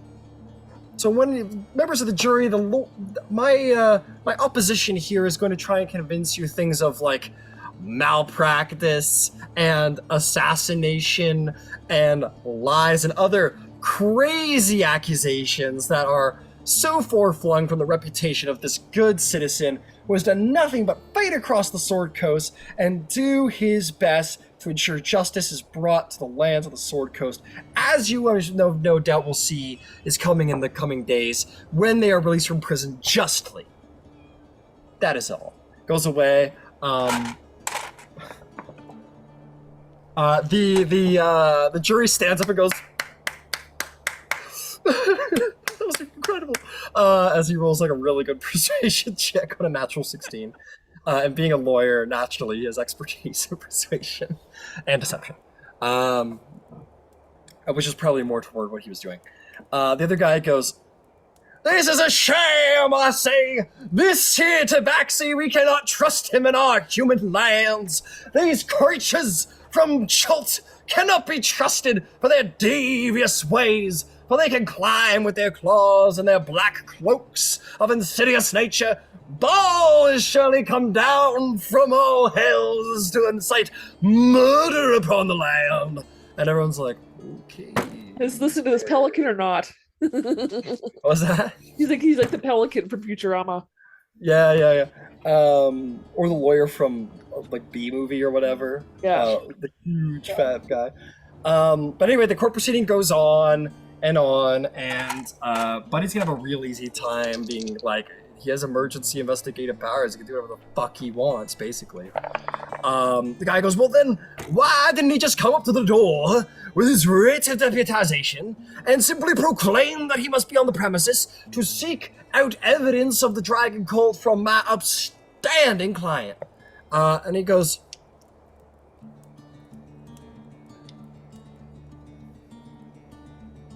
"That shit's cap, Your Honor." And he goes, "Oh, I don't know. It's really." He's working on that So they too. can have an opportunity to hide the evidence. Yeah, exactly. These are not forthcoming. If Yes, a exactly. dragon cultist should know he's coming to the door, the dragon cultist could have hurt him. Exactly. He goes, he needs to protect his own interests. Waterdeep is a huge city. You think all 5 of them can go from house to house to house to deal with dragon cult potential menaces? No! They gotta divide and conquer. It's basic tactics, Your Honor. And Star was simply seeking out the truth. Seeking out the truth for justice and the Waterdavian way. For freedom. And, Safety. with the contract of, with the writ of deputization for the Waterdeep Council, it's hard to prove that Star was there for any other reason than to investigate, per having emergency powers. It is fishy that Star did try and go through the window as opposed to just knocking on the door and presenting the writ, but he basically argues, he's like, well, he didn't have, they can't take the writ everywhere they go. There's only one writ. If they were to offer out 4 writs, 5 writs, who's to say they wouldn't get robbed of some of them and they're just being handed out all fancy-plancy everywhere they go? It doesn't make any sense. And it says, well, Star had to do what they did and had faith in the system of justice and Tyr's justice. That when it came to court, we would present these documents and you would know Star was on the right track. And with that, Star's released because there's no evidence to suggest that, because Star got caught so fucking fast, that there's nothing to suggest that Star was there to steal, murder, or anything of a criminal nature other than break and enter, which was well within their emergency power means. And this is when Theo smacks him upside the head. Yeah, like what? Says, In the dude, as in soon the as courtroom. the gavel hits. The gavel hits, innocent, and Star just gets like up the back of the head. In tandem, it's like as the gavel goes down. Hear like a squeak of a. The judge goes, as for lack of evidence that the defendant Star had anything to do with anything of a disreputable nature that doesn't cover what is proclaimed here within the contract of deputization, the writ of deputization presented by the Council of Waterdeep and signed by Elder Ravengar, we have no choice but to lift all charges by default upon Star. But be warned, Star. This is a judge. It says, I've got my eyes on you. Tyr may have one eye, but that eye is to see you, and his blind eye judges you with absolute objectivity. And be sure, the Council of Waterdeep will hear of these proceedings. Okay. This court's adjourned. And Star, thanks to the fact that you had the writ, because it would have gone probably very differently if you didn't have the writ of deputization to present. Star, by some miracle, is released from prison And on the 5th and final day, and you guys are like, okay, good, you're not going to jail? Great, pack your shit, we're going. And it's like that situation. You I went guys, to trial so fast. it did go to trial very fast. Perhaps because you presented the writ of deputization, they're like, okay, we're going to throw this out the window the moment we go into court, so we might as well just get this out of the fucking way. So we all collect our stuff from the thingies? Yes, anyone who had stuff being prepared, dragon tooth dagger, armor, anything like that, you may add to your inventory. That is all of yours accessible. And as you guys come back to the castle to be forward forth to the giants, it seems that thick sheet of ice has only been about it hasn't all the way been brought down. Maybe a quarter of all of the gold in the actual stash that the giant was guarding has actually been excavated. And Lagarthkus says, I have no interest waiting along any longer. We will have to make alliances possible alliances in the north. We will come back to Waterdeep and chip out the rest of your treasure then. Is that suitable to you and your company, Iskar? Referring to you, Erebir, that being your giant name. Of course it's agreeable. I don't want to keep my friends waiting any longer. Then we will proceed to the glaciers of the north. I hope you had done to do with all you need in these small folk settlements. Yeah, Ciel's Large gonna and leave. impressively, maybe. Ciel's gonna leave her old bow and arrows and all that back at the manor. Sure, yeah. If anyone wants to leave anything at the manor, mark it off in your inventory, no problem at all. I will ask, did anyone have any, like, and we can do this over the chat or next session or whatever, I feel pretty loose about it, but does anybody have any clear expansions that they wanted to do on your estate before you left? Any The investments you wanted to make? stable, the roost, Probably a chapel. and the I wasn't chapel. planning on it, but now I have all these people. All of these loyal followers of Shantia. How much is that Chapel, going to cost? roost, stables, you have one more slot left. Haven't decided that one yet. Which is fine. You may wait on that. You have the whole campaign to figure out. But Ciel is survival. cleaning one of the small fields or half a small field to build a couple targets. Yeah, I'm sure you can do that without the need of. Okay, good. Thank God. Without the need of claiming an entire. Yeah, she's not gonna want to do that. No, you can absolutely do that. And you guys have the link, so if you guys want to look through and anything looks particularly interesting to you, I need to look through it because I'm pretty sure. And I'm going to expand the stables to say that it can just hold all of your mounts. It's fine. It doesn't need to be 4. It's fine. But we'll take a look at that. We'll be sure that we're all cool with that. And Besides, we need to keep the horses protected from the griffin. The griffin won't eat the horses. Lyregoth might. You sure about that? the griffin will probably eat the horses. It's honestly like the first line in Griffins is like horse eater is like the first paragraph of their description. I think even like that game, the other game that I can't think of right now, like literally griffins eat horses all the time. It's their favorite food. It is their favorite food. So maybe they'll eat the horses. If not, Is there a way in D&D Beyond to add your inventory to something that isn't a container on your person? Yeah, if you want to add like a wagon or a backpack or something like that, Okay. they will be considered separate containers in your inventory. Okay, Just how do I add Just that? don't check it. Yeah, just don't check Yeah, it yeah. off, or it'll add it to your capacity. Yeah. Okay, cool. Thank you. No problem. We could make a grocery store out of like all the food and stuff that you're growing and building, and then we can have like passive income. Yeah, that's. Do we need a grocery store for that? I don't know. I mean, it was a unless good there's thought. Unless there's a store that we can sell to. Oh, or that. Yeah. It was absolutely a good thought. But and I'm kind of cheating with the rules here because there are options for passive income in this, like charging like road tolls and stuff like that. I'm going to consider this like it already functions as a passive income because you could grow and harvest and sell to local shops in Waterdeep. And now we grow at twice the efficiency. Twice the efficiency, you'll make twice as much, that's right. At least for the next year. Then I have to cast the spell again.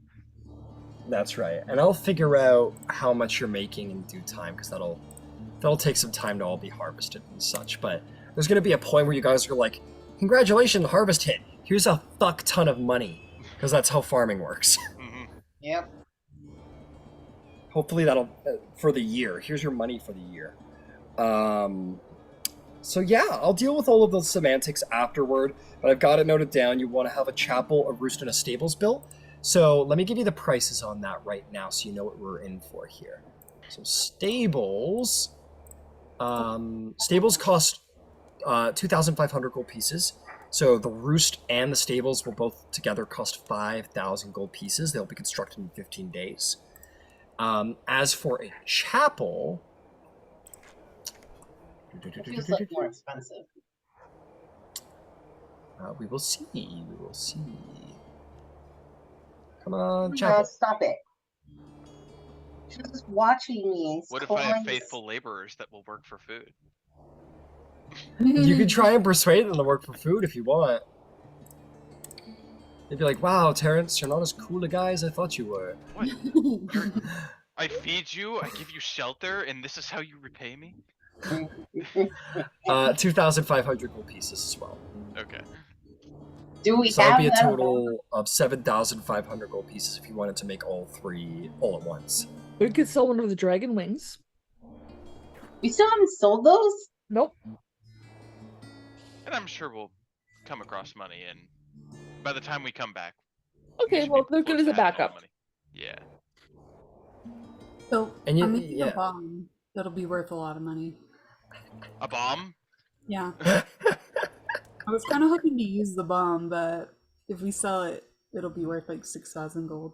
I promise you guys are going to make more money as the adventure progresses. So if you... I don't know, you know. But hey, maybe you decide you want to like get your money in right now, get your expansions built, and save all that money to buy another stronghold, because you can, indeed. You guys make enough money, and you're like, we want to buy a fucking castle. You can, you know? I just need more fields. So Or are we build a hopping aboard farm. the castle like today? So then can I attune to my bow? Yeah. Okay. Yeah, any items you're picking up, it's fine. You can attune to those, so no problem there. I'm gonna go get the hot red head and brew.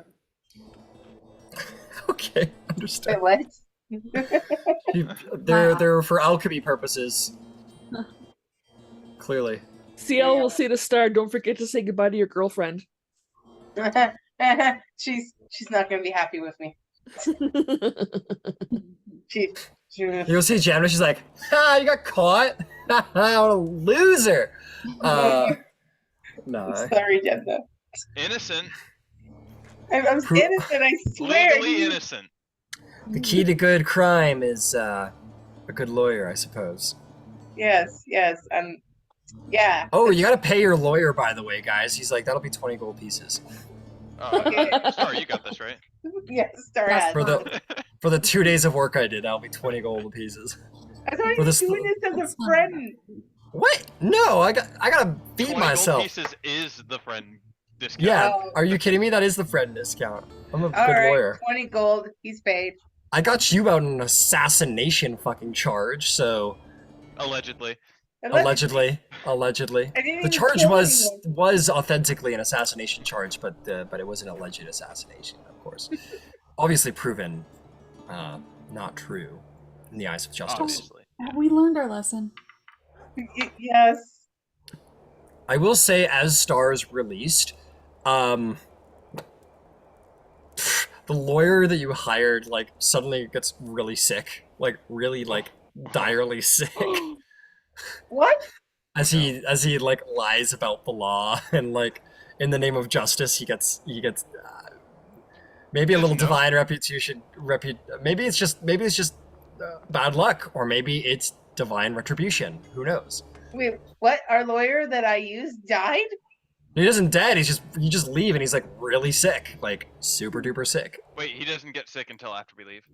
Until the moment the gavel hits, he's like, yeah, well, I'm glad that all worked out for you guys. But I'm gonna head home. I'm just really tired. I'm gonna go lay down. It's been a crazy couple of days. But yeah, it was good. It was good working with you guys again. Later. And he left the room, and then you get word later on that he's like bedridden and like hella sick. Did we do something What the fudge? I did not poison him. Yeah, can I insight check to see what's going on there? Sure, go for it.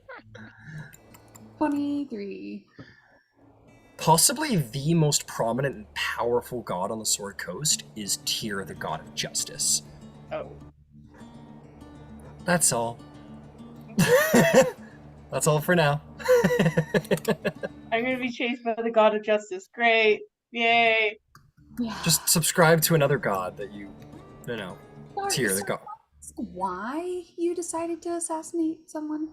I didn't even assassinate them. Allegedly. Allegedly. Why did you try? I can't talk about it. I mean, you can't be like, you've already been determined innocent. Like, you could write a book about it if you wanted. But I'm really bad at writing. You can write a book about it. You just come out of scribbles. That's hilarious. I can't talk. I just want to tell you that there are plenty of like actually bad people out there that we can kill. So if we kill people for money, we can do it legally. Oh my god. I can't talk about it. I was told not to talk about it. Well, I think it's important to talk about our mistakes, Star. I made a mistake of not being prepared. I didn't roll well enough, is what you mean to say. I am not using my dice anymore. What the fuck happened, Star? You're a rogue. You got expertise in these skills. At the very least, you should have been able to get away on your white Bronco. Yeah. You got expertise in. I'm pretty sure you have expertise in stealth and thieves' tools. So I'm amazed. Yeah. No, it was just all my numbers were low. Like I have this plus 13 on both thieves' tools and sleight of hand, stealth, and all my rolls were like 4s, 2s, 3s, and I'm like, what the hell? I'm rolling different dices. That's some damn bad luck, my friend. That's some damn bad luck. I even rolled 120. I actually was like rolling one dice over and over again, trying to get a 20. Nothing. Absolutely nothing. Oh look, I finally got a 12. Well, Don't you have reliable talent by now? What's that? Oh, wait, what? Yeah, shit, do you? What's that? Or is that Star. next level? I think that's next level, maybe. What? Yeah, it is. It's Right 11. now. It's 11. It's 11. Okay. You're right. I was gonna say, I'm like, well, I was like, how is this even possible? I know. That's what I'm thinking. I'm like, God damn, Star, you gotta be the worst level 10 assassin. No, God damn. Man. Also, well, you at least got to do a court case. All right, well, It's next true. level, the lowest you can roll is 23. So It's true. So now you'll achieve every assassination perfectly. Like nobles will be like. One thing is true. Stars learn from their mistakes, hopefully, and become a better assassin for it. Gonna come back and get the same noble. Yeah, I'm gonna get you. I'm gonna get you. I'm gonna kill you this time. There's no way you can escape. And you know that noble's like not like a I can't believe they did this to me. Oh, no. It was definitely like a throw him behind bars, Your Honor. I am well connected in the important city centers of the city. I will not be made to deal with these dregs of society. See, he was worth killing. See how he acts. He's slightly rude. We should kill him. a bad attitude. A bad attitude. But yeah, with that, we will call an end to our surprisingly eventful session.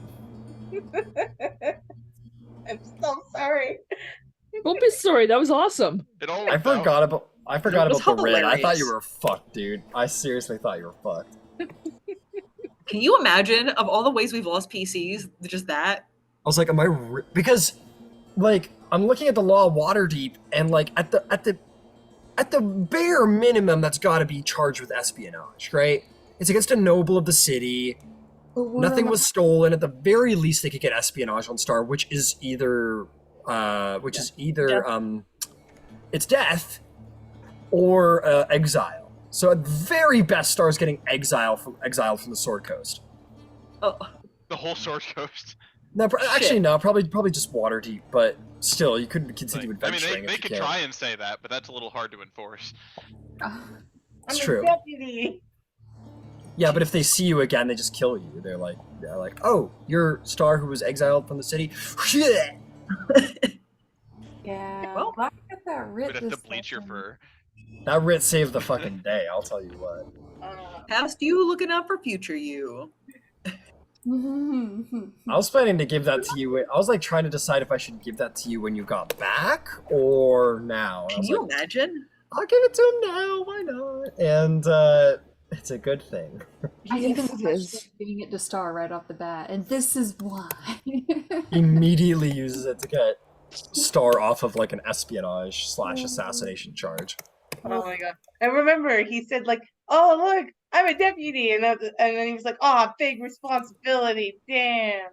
I can't wait for Dagult to get the report like Oh, 2 days after giving you deputization, being like, one of them tried to assassinate like a Lord of Waterdeep. Allegedly. Allegedly. I mean, fair. I mean, what do you do when you get deputized? Like, that's like what else? Like, what else are you gonna do? You gotta test out your power, right? I get it. But don't do it again. Very bad. takes a newspaper and rolls it up and smacks Star with it.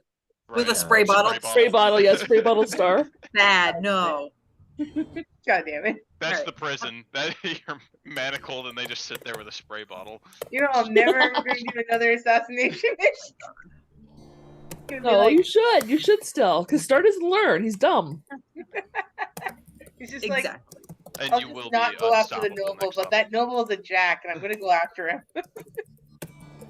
Big noble. All right. Good night, guys. Good night, everybody. Good See you night. next week. Good night. Bye.